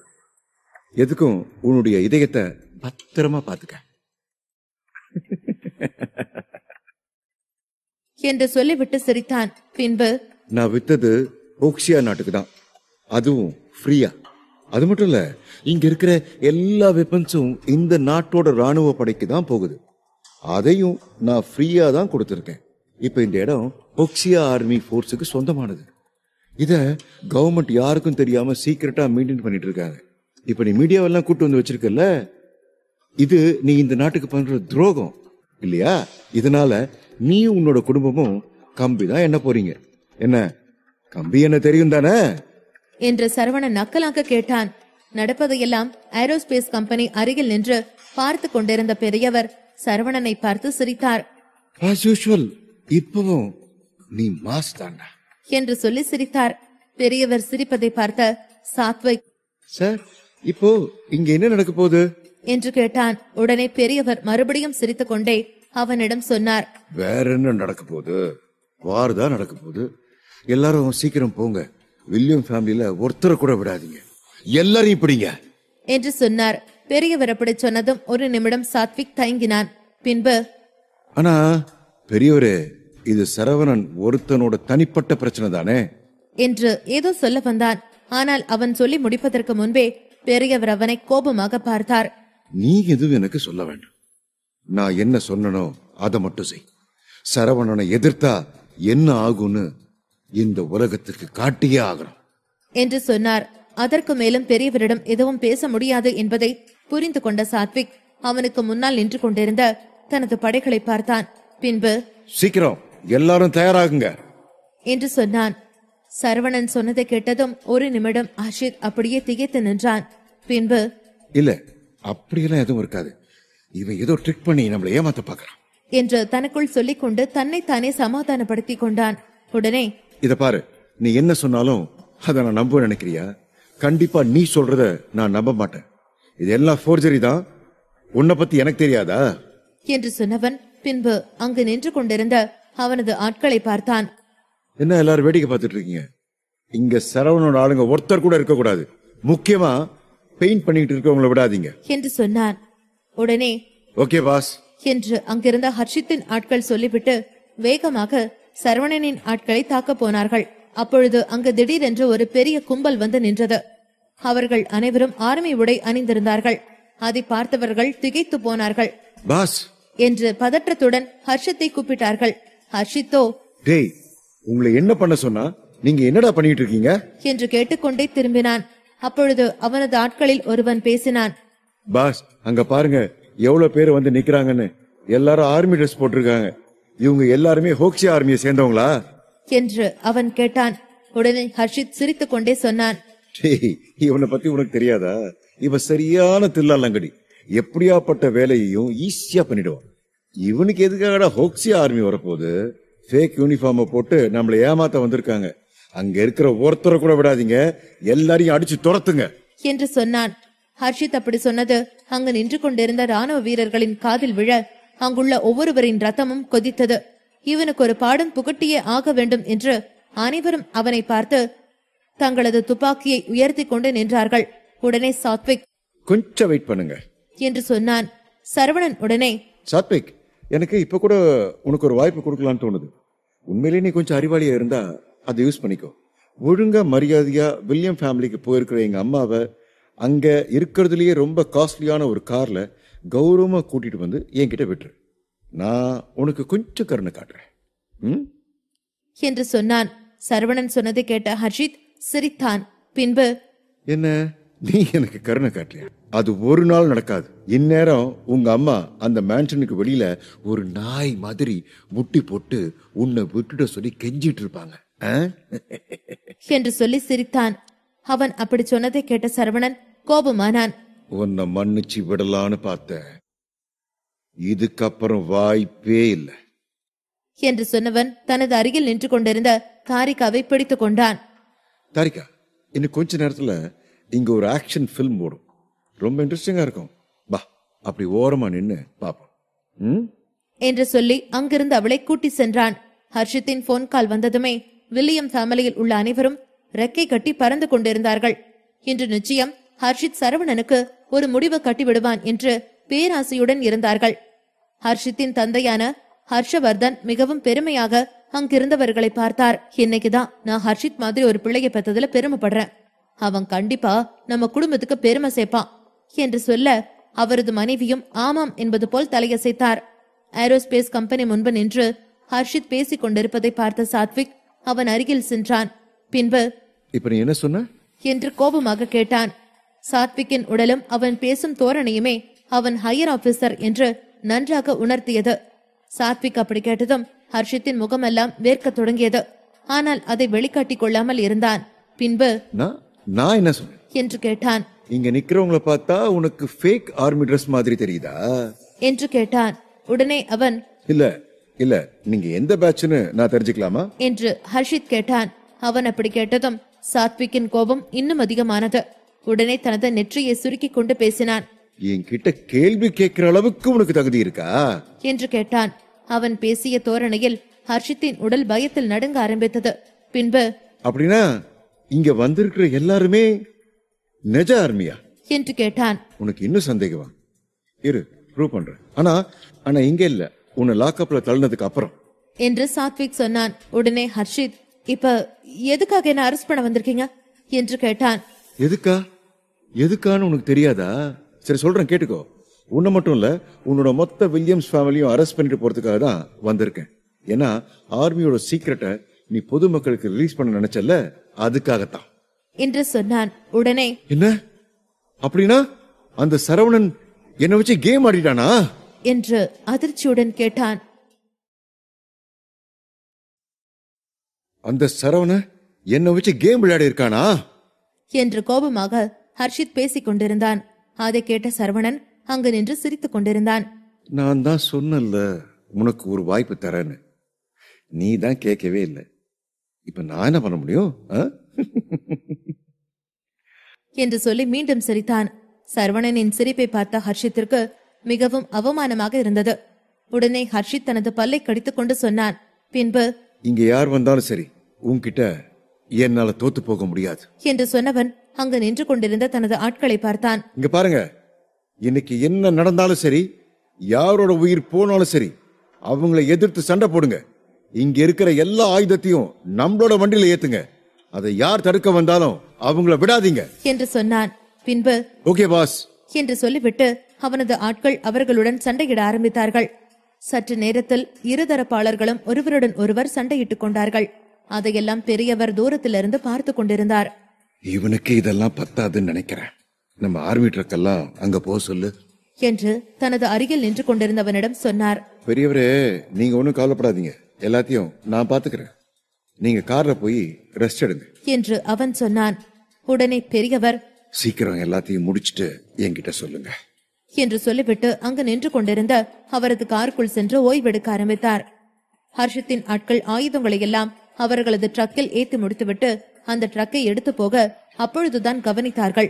அங்கு நின்று கொண்டிருந்த அனைத்து ட்ரக்கிலும் டயர்கள் பஞ்சராக இருந்தது. அதை பார்த்தவன் வேகமாக ஹர்ஷித்தை கூப்பிட்டான். பாஸ் பாஸ் என்று சொல்லிக்கொண்டே அவன் அருகில் ஓடி வந்தான். அவன் அப்படி மூச்சிறைக்க ஓடி வருவதை ஹர்ஷித் பார்த்தான். பின்பு, என்னாச்சு, ஏன் இப்படி ஓடி வர என்று கேட்டான். பாஸ், நீங்க சொன்ன மாதிரி எல்லா ஆயுதத்தையும் நம்மளோட ட்ரக்ல ஏத்திட்டோம். ஆனா நம்ம ட்ரக்ல உள்ள எந்த டயர்லயும் காத்து இல்ல, எல்லாத்தையும் பஞ்சர் ஆக்கி வச்சிருக்காங்க. இப்ப என்னப்பா செய்யறது என்று கேட்டான். என்ன, ட்ரக் எல்லாம் பஞ்சர் ஆக்கி வச்சிருக்காங்களா? அவங்களுக்கு எவ்வளவு தைரியம் இருந்தா வில்லியம்ஸ் ஃபேமிலியோட வெஹிக்கிளை டேமேஜ் பண்ணிருப்பாங்க. இத பார், இங்க இருக்கிற ஒருத்தரை கூட வெளியில விடக்கூடாது. நீ உடனே போன் பண்ணி நம்ம ஆளுங்க இன்னும் நிறைய பேரை இங்க வர சொல்லு என்று சொன்னான். உடனே ஹர்ஷித்தின் அடியால் தனது செல்போனை எடுத்து அவனது ஆட்களுக்கு போன் செய்து பேசிக்கொண்டே யதார்த்தமாக திரும்பினான். அங்கு ஏற்கனவே இருந்த படையை விட 3 மடங்கு படை அதிகமாக இருப்பதை பார்த்தான். அது மட்டுமல்ல, பெரிய பெரிய ராணுவ ட்ரக்கும் இருந்தது.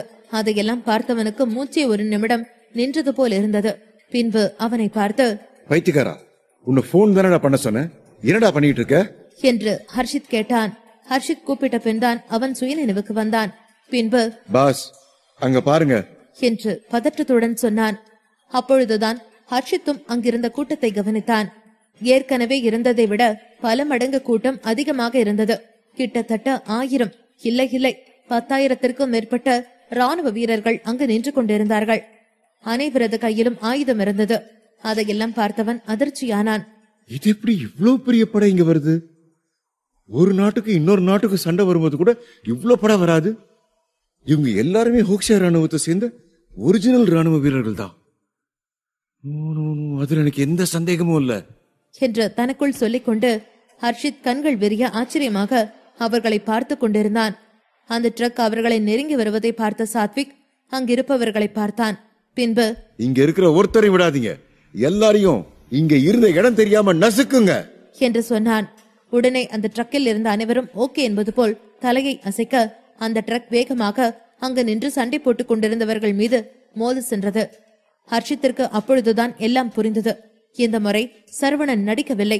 அவன் சொன்ன அனைத்தும் உண்மைதான் என்று நினைத்தான். அது மட்டுமல்லாமல் அவன் கண் முன்பு நடந்து கொண்டிருப்பதும் உண்மைதான் என்று நினைத்தவன் அதற்கு மேல் தன்னை காப்பாற்றிக் கொள்ள வழியில்லை என்று உணர்ந்தான். ஒரு நிமிடம் தனது கண்களை மூடி என்ன செய்யலாம் என்று யோசித்தவனின் மண்டையில் திடீரென்று ஏதோ ஒரு எண்ணம் தோன்றியது. அவ்வளவு நேரம் அவனுடன் பேசிக் கொண்டிருந்த சாத்விக்கின் அருகில் சென்றான். பின்பு அவர் முன்பு மண்டியிட்டு அவரது காலை பிடித்துக் கொண்டான். ப்ளீஸ், இந்த பிரச்சனைய இதோட விட்டுருங்க, பெருசு பண்ணாதீங்க, நான் பண்ணது தப்புதான் என்று சொல்லி மன்னிப்பு கேட்டான். ஹர்ஷித் அப்படி மண்டியிட்டு இருப்பதை பார்த்த சரவணனுக்கு ஆனந்தமாக இருந்தது. அந்த கண்கொள்ளா காட்சியை பார்த்து சரவணன் ரசித்துக் கொண்டிருந்தான். வில்லியம்ஸ் ஃபேமிலியில் உள்ள அனைவரும் ஹாலில் ஒன்றாக உட்கார்ந்திருந்தார்கள். ஹர்ஷவர்தனும் அவரது மனைவியும் தரையில் கால் நிற்காதளவிற்கு சந்தோஷமாக துள்ளி திரிந்து கொண்டிருந்தார்கள். இத்தனை நாள் தன் மகனை ஒரு பொருட்டாக மதிக்காதவர்கள் இனி அவனுக்கென்று ஒரு தனி மதிப்பு கொடுப்பார்கள் என்று அவர்களுக்கு நன்றாக தெரியும்.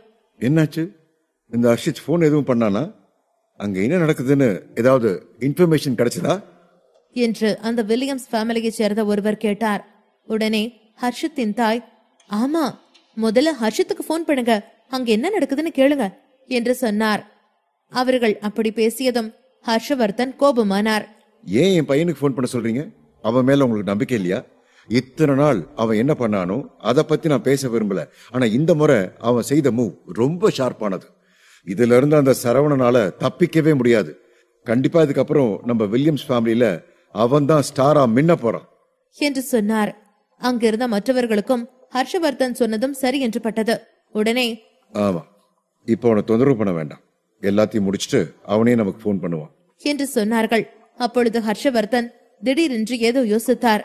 உடனே, அது சரி, சரவணனுக்கு இப்படி ஒரு ஃபேக்டரி இருக்கிறது யார் மூலமா தெரிஞ்சுக்கிட்டீங்க என்று கேட்டார். உடனே அவரது பட்லர், யதார்த்தமா தான் தெரிஞ்சது. பாவம், அந்த முட்டாள் சரவணனுக்கு நமக்கு எல்லா உண்மையும் தெரிஞ்சதுன்னு தெரியல. இந்த உண்மை சௌத்ரி ஃபேமிலி மூலமா தான் நமக்கு தெரிய வந்துச்சு என்று சொன்னார். என்ன, சௌத்ரி ஃபேமிலி மூலமாவா? அவங்களும் எப்படி தெரியும் என்று ஹர்ஷவர்தன் கேட்டார். பட்லர் உடனே, சௌத்ரி ஃபேமிலி மூலமா டைரக்டா நமக்கு தெரியல, அது உங்களுக்கு தெரியும்னு நினைக்கிறேன். அயர்லாந்துல இருக்கிற ஆல்பர்ட் ஃபேமிலியை சேர்ந்த ஒருத்தவங்க வந்திருக்காங்க. அவங்களும் சௌத்ரி ஃபேமிலியும் கொஞ்சம் க்ளோஸ் ஃப்ரெண்ட்ஸ். அவங்க 2 பேரும் மீட் பண்ணிக்கிட்டதுல பேசிக்கிட்டது தான் இது. அது மட்டும் இல்ல, இதை விட ஒரு பெரிய ஷாக் என்னன்னா, அந்த ஆல்பர்ட் ஃபேமிலியை சேர்ந்த பொண்ணு எலினாவை தான் சரவணன் கல்யாணம் பண்ணிக்க போறானா. ஆல்பர்ட் ஃபேமிலியோட வருங்கால மருமகன் தான் இந்த சரவணன் என்று சொன்னார். அந்த பட்லர் சொன்னதை எல்லாம் ஹர்ஷவர்தன் கேட்டுக் கொண்டிருந்தார். அப்படின்னா இந்த நியூஸ் வெளியே லீக் பண்ணது இவங்க தானா? ஆனா சரவணன் எப்படி இவ்வளவு முட்டாளா இருந்தா? இவ்வளவு பெரிய விஷயத்த எப்படி லீக் அவுட் பண்ணா என்று கேட்டார். உடனே அந்த பட்லர், பாஸ், அவன் ஒரு யூஸ்லெஸ். அப்படியே அவங்க அப்பா சக்திவேல் மாதிரி ராயர் ஃபேமிலி கிட்ட மோதி ஒரே நைட்ல அந்த ஃபேமிலி அழிச்சிட்டான்னு எல்லாரும் சொன்னாங்க. அங்க போய் நான் இன்வெஸ்டிகேட் பண்ணும்போது தான் தெரிஞ்சது, அங்க இருந்த ஆளுங்க யாருமே சரவணனோட ஆளுங்க இல்ல, அவங்க எல்லாருமே வேதாவோட ஆளுங்கன்னு. உங்களுக்கே தெரியும் வேதாவோட ஆளுங்க எவ்வளவு டாப் ஆனவங்கன்னு. அவங்க இல்லைன்னா இந்த சரவணனால எதுவும் செஞ்சிருக்க முடியாது. ஒருவேளை அவன் உண்மையிலேயே அவ்வளவு திறமையானவனா இருந்திருந்தா அவனோட அம்மாவை இப்படி வெளியில பிச்சைக்காரி மாதிரி முட்டி போட்டு உட்கார வச்சிருக்க மாட்டான்ல என்று சொன்னார். அவர் சொன்னதை கேட்டதும் அங்கிருந்த அனைவரும் சத்தமாக சிரித்தார்கள். அதுவும் உண்மைதான், அவன் ஒரு முட்டாள் என்று சொன்னார்கள். ஹர்ஷித் சாத்விக்கின் காலை பிடித்துக் கொண்டு மன்னிப்பு கேட்டான். சார், நான் ஏதோ அகம்பாவத்துல தெரியாம பண்ணிட்டேன். இது ஒரு மிஸ் அண்டர்ஸ்டாண்டிங். ப்ளீஸ் சார், என்னை மன்னிச்சு விட்டுருங்க என்று சொன்னான். உடனே சாத்விக் ஹர்ஷித்தின் கைகளை தட்டி விட்டான். பின்பு, என்ன மிஸ் அண்டர்ஸ்டாண்டிங்க? கொஞ்சம் திரும்பி பாரு, இங்க உன்னால எத்தனை பேர் காயப்பட்டிருக்காங்கன்னு. இவங்க எல்லாரும் காயப்பட்டு கிடக்கிறதுக்கு பேரு மிஸ் அண்டர்ஸ்டாண்டிங்கா என்று கேட்டான். உடனே ஹர்ஷித், சார், இவங்களோட எல்லா மெடிக்கல் எக்ஸ்பென்சஸையும் நானே ஏத்துக்கிறேன். எல்லாருக்கும் $1,50,000 கொடுத்துடுறேன். ப்ளீஸ் என்ன மட்டும் விட்டுருங்க என்று சொன்னான். ஹர்ஷித் சொன்னதை கேட்ட சாத்விக் கோபமானான். என்ன, பணம் கொடுக்கறியா? பணத்தால எல்லாத்தையும் சரி பண்ண முடியும் நினைக்கிறியா? உன்ன மாதிரி ஆளுங்களுக்கு எல்லாம் பாடம் கத்து கொடுக்காம வெளியில அனுப்புனா அது பெரிய தப்பாயிடும் என்று சொன்னான். அவனிடம் அப்படி சொல்லிவிட்டு அங்கு நின்று கொண்டிருந்த அவனது ஆட்களை பார்த்தான். ஒருத்தரை விடாதீங்க, எல்லாரையும் அரெஸ்ட் பண்ணி வண்டியில ஏத்துங்க என்று சொன்னான். அதற்கு மேலும் தன்னால் எதுவும் செய்ய முடியாது என்பதை உணர்ந்து கொண்ட ஹர்ஷித் அமைதியாக தரையில் உட்கார்ந்தான். அப்பொழுதுதான் சரவணனை அவன் நிமிர்ந்து பார்த்தான். சரவணன் கம்பீரமாக நின்று அவனை பார்த்து சிரித்துக் கொண்டிருந்தான். ஹர்ஷித் சரவணனின் உண்மையான பவரை அப்பொழுதுதான் புரிந்து கொண்டான். அதற்கு மேலும் அவனை நிமிர்ந்து பார்க்க முடியாமல் தனது தலையை தாழ்த்தி கொண்டு தன்னை தானே நொந்து கொண்டான். ஹர்ஷித்தை கைது செய்ய சொல்லியவன் பின்பு சரவணன் அருகில் சென்றான். Hello mister Saravanan, I'm Sathvik, nice to meet you என்று சொன்னான். உடனே சரவணன் சிரித்துக் கொண்டு அவனது கையை குலுக்கினான். Hello sir, thank you for your support என்று அவனும் பதிலுக்கு சாத்விக்கிடம் பேசினான். உடனே சாத்விக், நான் தான் சார் உங்களுக்கு தேங்க்யூ சொல்லணும், எனக்கு இந்த மாதிரி ஒரு வாய்ப்பு கொடுத்ததுக்கு. அதனாலதான் இவனை மாதிரி ஒரு ஆளை என்னால அரெஸ்ட் பண்ண முடிஞ்சது என்று சொன்னார். உடனே சரவணன், அதெல்லாம் சரிதான், ஆனா பாருங்க எவ்வளவு பேரு இவனால காயப்பட்டிருக்காங்கன்னு என்று சொன்னான். சாத்விக் உடனே, நீங்க ஒன்னும் கவலைப்படாதீங்க சார், அதுக்கான காம்பன்சேஷன் அவனையே நான் கொடுக்க சொல்லிடுறேன் என்று சொன்னான். உடனே சரவணன் ஓகே என்பது போல் தலையசைக்க சாத்விக் அங்கிருந்து கிளம்பினான். ஹர்ஷித்தின் தந்தையான ஹர்ஷவர்தனும் அவரது மனைவியும் அவர்களது அருகில் உட்கார்ந்திருந்தார்கள். அவர் மிகவும் சந்தோஷமாக அவருக்கு முன்பிருந்த ரெட் வைன் பாட்டிலை ஓபன் செய்து குடித்தார். பின்பு, ஹர்ஷித், இப்படி ஒரு பெருமை சேர்ப்பான்னு நான் நினைச்சு கூட பார்க்கல என்று ஹர்ஷவர்தன் சந்தோஷமாய் பேசினார். உடனே அவரது மனைவியும், ஆமாங்க, நானும் நினைச்சு கூட பார்க்கல. இனிமே நம்ம வாழ்க்கையில எல்லாமே நல்லதுதான். எப்படியும் அந்த சரவணனை நம்ம பிள்ளை அழிச்சிடுவான். அதுக்கப்புறம் இந்த வில்லியம்ஸ் ஃபேமிலியில அவனுக்குன்னு ஒரு தனி அடையாளம் கிடைச்சிரும். இன்னும் சொல்ல போனா இதுக்கப்புறம் இந்த வில்லியம்ஸ் ஃபேமிலிய நாம தான் ஆள போறோம் என்று அவரும் சந்தோஷமாக சொன்னார். உடனே ஹர்ஷவர்தன், இனிமே இந்த வில்லியம்ஸ் ஃபேமிலியோட ஃபியூச்சர் நம்ம கையில தான். நீ ரொம்ப வருஷமா ஃபாரின் போய் சுத்தி பார்க்கணும்னு சொல்லிட்டு இருந்தல்ல, அதுக்கான நேரம் வந்துருச்சு. தயாரா இரு. நீ எங்கெல்லாம் போகணும்னு ஆசைப்படுறியோ அங்கெல்லாம் உன்னை நான் கூட்டிட்டு போறேன் என்று சொன்னார். உடனே அவரது மனைவி, நிஜமாவா? உண்மையாவே என்ன அப்ராட் கூட்டிட்டு போறீங்களா என்று கேட்டார். ஹர்ஷவர்தன் ஆமாம் என்று தலையை அசைத்தார். சற்று நேரத்திலேயே அந்த மேன்ஷனுக்கு வெளியில் ஏரோஸ்பேஸ் கம்பெனியின் ஆயுதங்கள் வந்திருக்கிறது என்பதை கேள்விப்பட்ட இருவரும் அவர்களது அருகிலிருந்து வேகமாக வெளியே வந்தார்கள். அவர்கள் இருவரையும் அந்த குடும்பத்தில் உள்ள அனைவரும் பெருமையாக பார்த்தார்கள். இது எல்லாத்துக்கும் காரணம் ஹர்ஷித் தான். இந்த மாசம் நடக்க போற நம்ம குடும்ப மீட்டிங்ல கண்டிப்பா எல்லாரும் ஹர்ஷித்த பெருமையா பேச போறாங்க என்று அவர்கள் அனைவரும் ஹர்ஷித்தை பாராட்ட, ஹர்ஷித்தின் தந்தையும் தாயும் உச்சி குளிர்ந்து போய் அவர்கள் முன்பு வந்து நின்றார்கள். உடனே ஹர்ஷித்தின் தாய், இப்படி ஒரு பிள்ளைய பெத்தது நினைச்சா எனக்கு ரொம்ப பெருமையா இருக்கு.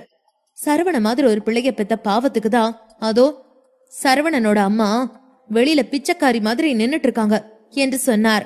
உடனே அங்கிருந்தவர்கள் ஆமா என்று சொல்லி சரவணனின் அம்மாவை கேலி செய்து சிரித்தார்கள். அந்த ஈஸ்வரி இங்கிருந்து போகலையா? இன்னும் இங்கதான் நின்னுட்டு இருக்காளா? இப்படியே வாசல்ல நின்னுகிட்டு இருந்தா நம்ம குடும்பத்தோட ரெப்புடேஷன் என்ன ஆகுறது என்று ஹர்ஷித்தின் தாய் கோபமாக சொன்னார். அங்கிருந்த மற்றவர்களும், ஆமா, நம்ம குடும்பமானத்தையே அவங்க வாங்கிட்டு இருக்காங்க என்று சொன்னார்கள். உடனே ஹர்ஷித்தின் தாய் தனது அருகில் நின்று கொண்டிருந்த அவரது பட்லரை பார்த்தார். பின்பு, அவங்களுக்கு வாயில சொன்னாலும் புத்தி வராது. நீ நம்ம வீட்டு டஸ்ட்பின்ல இருக்கிற எல்லா குப்பையும் எடுத்துட்டு வா. எல்லாத்தையும் அவங்க தலையில போட்டு அவங்க தகுதி என்னன்னு அவங்களுக்கு காட்டுற என்று சொன்னார். அவ்வளவு நேரம் சிரித்துக் கொண்டிருந்த பட்லருக்கு ஹர்ஷித்தின் தாய் சொன்னதை கேட்டதும் ஒரு மாதிரியாக ஆனது. என்னதான் ஈஸ்வரி இந்த வீட்டிற்கு இன்று வேண்டாதவராக இருந்தாலும் ஒரு காலத்தில் இந்த வீட்டில் உள்ள அனைவராலும் மிகவும் மதிக்கப்பட்டவர். அவர் மீது எப்படி இப்படி செய்ய முடியும் என்பது போல் பட்லர் பார்த்தார். பட்லரின் எண்ணத்தை ஹர்ஷித்தின் தாய் புரிந்து கொண்டார். உன்னால அதை செய்ய முடியாதுல்ல, சரி விடு. உன்னால குப்பையை கொண்டு வர முடியாது, ஆனா இந்த வீட்டுல இருக்கிற ஆசிட் எடுத்துட்டு வர முடியும் தானே? எடுத்துட்டு வா, அவங்க முகத்துல ஊத்தி விடலாம். அப்பயாவது அறிவு வருதான்னு பாப்போம். இல்ல அது ஆல்ரெடி ஊத்தியாச்சே, அப்புறம் எங்க என்று சொன்னார். வெளியில் ஆயுதங்களுடன் கார் மட்டும்தான் நின்றது. அதில் இருந்து வந்தவர்கள் யாரும் எதுவும் சொல்லாமல் இருந்தார்கள். அப்பொழுதுதான் வில்லியம்ஸ் ஃபேமிலிக்கு சந்தேகம் எழுந்தது. உடனே ஹர்ஷவர்தனை பார்த்தார்கள். என்னாச்சு? நம்ம வீட்டுக்கு ஆயுதம் வந்திருக்கு, ஆனா அதை பத்தி ஹர்ஷித் எதுவுமே சொல்லலையே. அவன் ஏதாவது உங்களுக்கு போன் பண்ணானா என்று கேட்டார்கள். அப்பொழுதுதான் ஹர்ஷத்தின் தாய்க்கு ஹர்ஷித் இதுவரை போனை செய்யாதது நினைவுக்கு வந்தது. உடனே தனது பட்லரை பார்த்தார். பின்பு, சீக்கிரம் ஹர்ஷித்துக்கு போன் பண்ண என்று சொன்னார். இதோ இப்பவே பண்ணிடுறேன் மேம் என்று சொல்லிவிட்டு பட்லர் வேகமாக தனது செல்போனை எடுத்து ஹர்ஷித்திற்கு போன் செய்தார். ஹர்ஷித்தின் போன் நாட் ரீச்சபிள் என்று வந்தது. அது அவுட்டர்ல இருக்கிற ஏரியாங்கிறதுனால மேபி சிக்னல் கிடைக்காம இருக்கலாம். நீங்க ஒன்னும் வரி பண்ணிக்காதீங்க, ஹர்ஷித் இப்ப வந்துருவாரு என்று சொன்னார். இல்ல, எனக்கு ஏதோ சந்தேகமா படுது என்று ஹர்ஷித்தின் தாய் சொன்னார். உடனே ஹர்ஷவர்தன், நீங்க எல்லாரும் பொறுமையா இருங்க, நானே அவனுக்கு போன் பண்றேன் என்று சொல்லிவிட்டு தனது செல்போனை எடுத்து ஹர்ஷித்திற்கு கால் செய்தார். ஹர்ஷவர்தன் கால் செய்ததும் போன் உடனே அட்டன் ஆனது. பின்பு, என்னடா எங்க இருக்க என்று கேட்டார். உடனே, Who are you? என்று எதிர் திசையில் இருந்தவன் கேட்டான். என்னடா ஏதோ வாழ்க்கையில ஒரே ஒரு விஷயத்தை உருப்படியா செஞ்சுட்டேன்னு உனக்கு தலகணை அதிகமாயிடுச்சா? பெத்தாப்பனே யாருன்னு கேக்குற என்று கோபமாக கேட்டார். எதிரில் இருந்தவன் தனது குரலை சரி செய்து கொண்டு பேசினான். இப்ப என்ன வேணும் என்று கேட்டான். டேய், இன்னைக்கு நீ பண்ண காரியத்துக்கு உன்னை கொண்டாடுறதுக்கு நம்ம குடும்பமே ஒன்று கூடி ஒன்னா இருக்கும். சீக்கிரம் வா, செலிப்ரேட் பண்ணலாம் என்று சொன்னார்.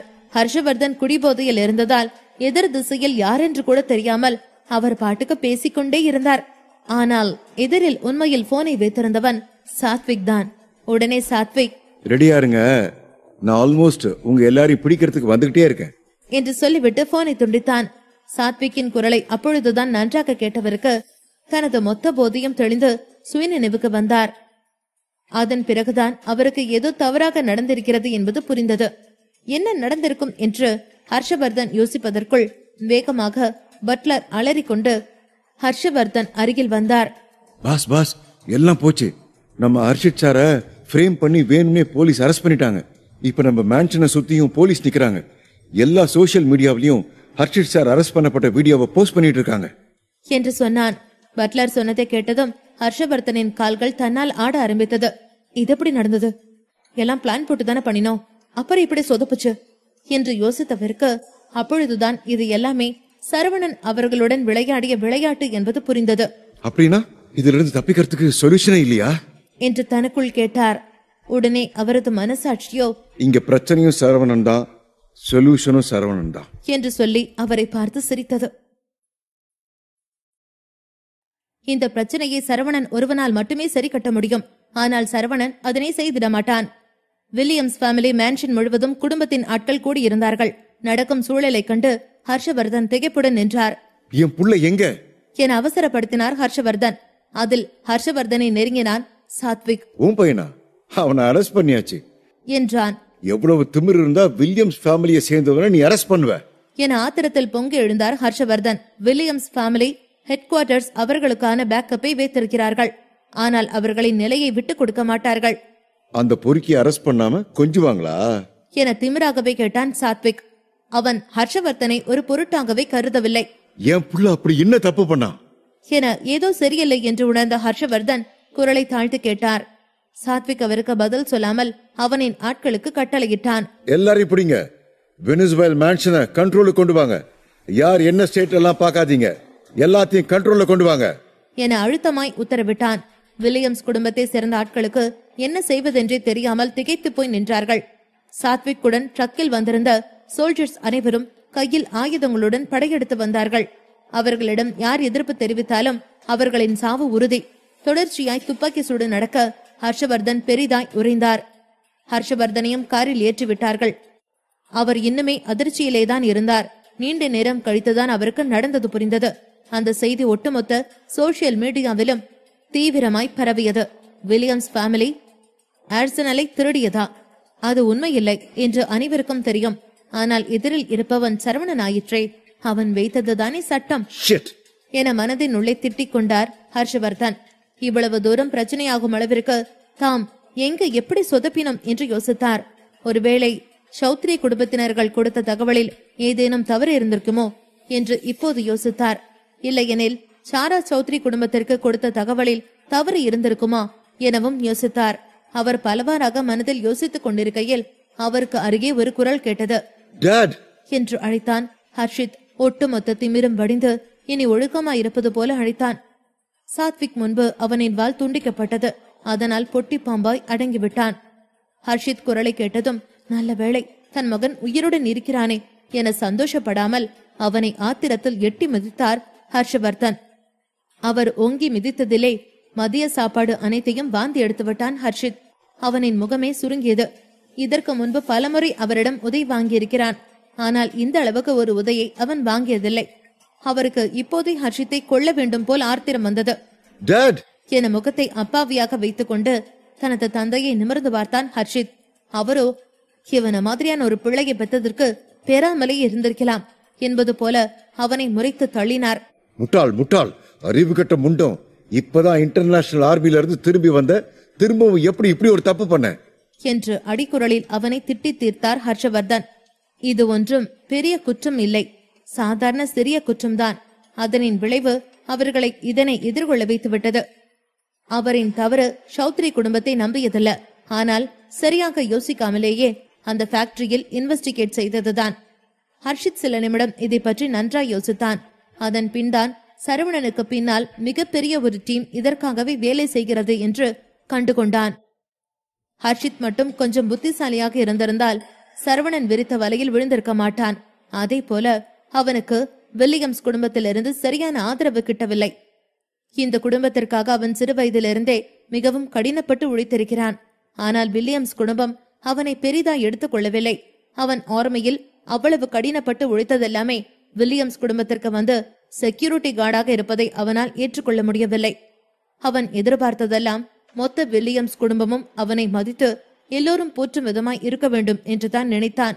அப்பா, என்ன மன்னிச்சிருங்க என தலையை குனிந்து கொண்டு மன்னிப்பு கேட்டான் ஹர்ஷித். ஹர்ஷவர்தனால் அதற்கு மேல் அவன் மேல் கோபம் கொள்ள முடியவில்லை. அவரால் அவரின் மகனையே வெறுக்கவும் முடியவில்லை. ஆனால் அதே நேரம் சரவணனால் தான் அடக்கப்பட்டிருப்பதை அவரால் ஏற்றுக்கொள்ள முடியவும் இல்லை. உடனே அவரின் அசிஸ்டண்டை அழைத்தார். இதுக்கு மேலே வெயிட் பண்ணாதீங்க, ஏதாவது பண்ணி வில்லியம்ஸ் ஃபேமிலி ஹெட் குவார்டர்ஸ்ல இருந்து ஆளுங்களை இங்க வரவைங்க என உத்தரவிட்டார். அவர்கள் வந்தால்தான் இந்த பிரச்சனைக்கு ஒரு முடிவு கட்ட முடியும். உடனே அவரின் அசிஸ்டன்டும் ஹர்ஷவர்தன் கூறியது போல் செய்ய துவங்கினார்கள். திடீரென தூரத்தில் ஒரு வெள்ளை கார் அங்கு வந்தது. வந்திருப்பது ஜிஷ்ணு வில்லியம்ஸ். அவர்தான் வில்லியம்ஸ் குடும்பத்தின் ஹை ஸ்டேட்டஸில் இருக்கும் சக்சஸர். மிஸ்டர் ஜிஷ்ணு, வில்லியம்ஸ் வந்துட்டாரு என்று ஹர்ஷவர்தனின் அசிஸ்டன்ட் நிம்மதி பெருமூச்சு விட்டார். இனி ஹெட் குவார்டர்ஸ்க்கு அழைக்க வேண்டும் என அவசியமில்லை. அவர் ஒருவரே இந்த பிரச்சனையை மிகவும் சுலபமாய் முடித்து விடுவார். ஜிஷ்ணு காரை விட்டு இறங்கியதுமே அவரின் அசிஸ்டன்ட் அவருக்கு குடைபிடித்தார். அவர் யாரிடமும் பேசாமல் சாத்விக்கை அழுத்தமாய் பார்த்தார். ஜிஷ்ணுவின் அழுத்தமான பார்வை சாத்விக்கை ஒரு நொடி மிரளச் செய்தது. சிட்டாடெல்லில் ஜிஷ்ணுவின் ஸ்டேட்டஸ் மிகவும் உயரியதாய் இருக்கிறது. சிட்டாடெல்லில் வில்லியம்ஸ் ஃபேமிலி 4 பாகங்களாய் பிரிந்திருக்கிறது. அந்த 4 பிரிவினைகளுமே அதீத செல்வாக்கு பெற்றவர்கள். அந்த 4 ஜிஷ்ணு தான் தலைவர் போன்று. இன்னும் எளிதாய் சொல்ல வேண்டுமானால் ஜிஷ்ணு தான் வீனஸ் வில்லாவின் ராஜா. வீனஸ் வில்லாவிலே ராகவன் மட்டுமே ஜிஷ்ணுவை எதிர்க்க துணிந்திடுவார். ஆனால் இன்று பார்க்கும் காட்சியில் அவருக்கே ஜிஷ்ணுவை எதிர்க்க தைரியமில்லை. அண்டர் கிரவுண்ட் உலகத்தில் இருப்பவர்கள் நிஜ உலகத்தில் ஆளுபவர்களை எதிர்த்திட துணிந்திட மாட்டார்கள். ஜிஷ்ணு பார்க்க வேண்டுமானால் மிகவும் சாந்தமாய் தெரியலாம். ஆனால் அவர் மிகவும் துரிதமாய் நகர்த்தும் ஒவ்வொரு காயுமே மிகப்பெரிய மாற்றத்தை உண்டாக்கக்கூடியவையாயிருக்கும். ஜிஷ்ணு வேகமாய் சாத்விக்கின் முன்பு வந்து நின்றார். சாத்விக், இங்க என்ன நடக்குது என நடப்பது தெரிந்தும் கேட்டார். சாத்விக் 10 வருடங்களாய் பார்டரில் சேவை செய்து கொண்டிருந்தான். அவன் முக்கியமான ஒரு வேலைக்காகத்தான் சிட்டாடெல்லுக்கு திரும்பி இருக்கிறான். பல வருடமாய் அவன் இங்கு இல்லை. ஆனாலும் இன்று ஜிஷ்ணுவை பார்த்ததுமே அவனுக்கு லேசாய் அதிர்ச்சி ஏற்பட்டது. சிட்டாடெல்லின் முக்கிய 4 குடும்பமும் சிட்டாடெல்லை அவர்களின் கண்ட்ரோலில் வைத்திருக்கிறார்கள்.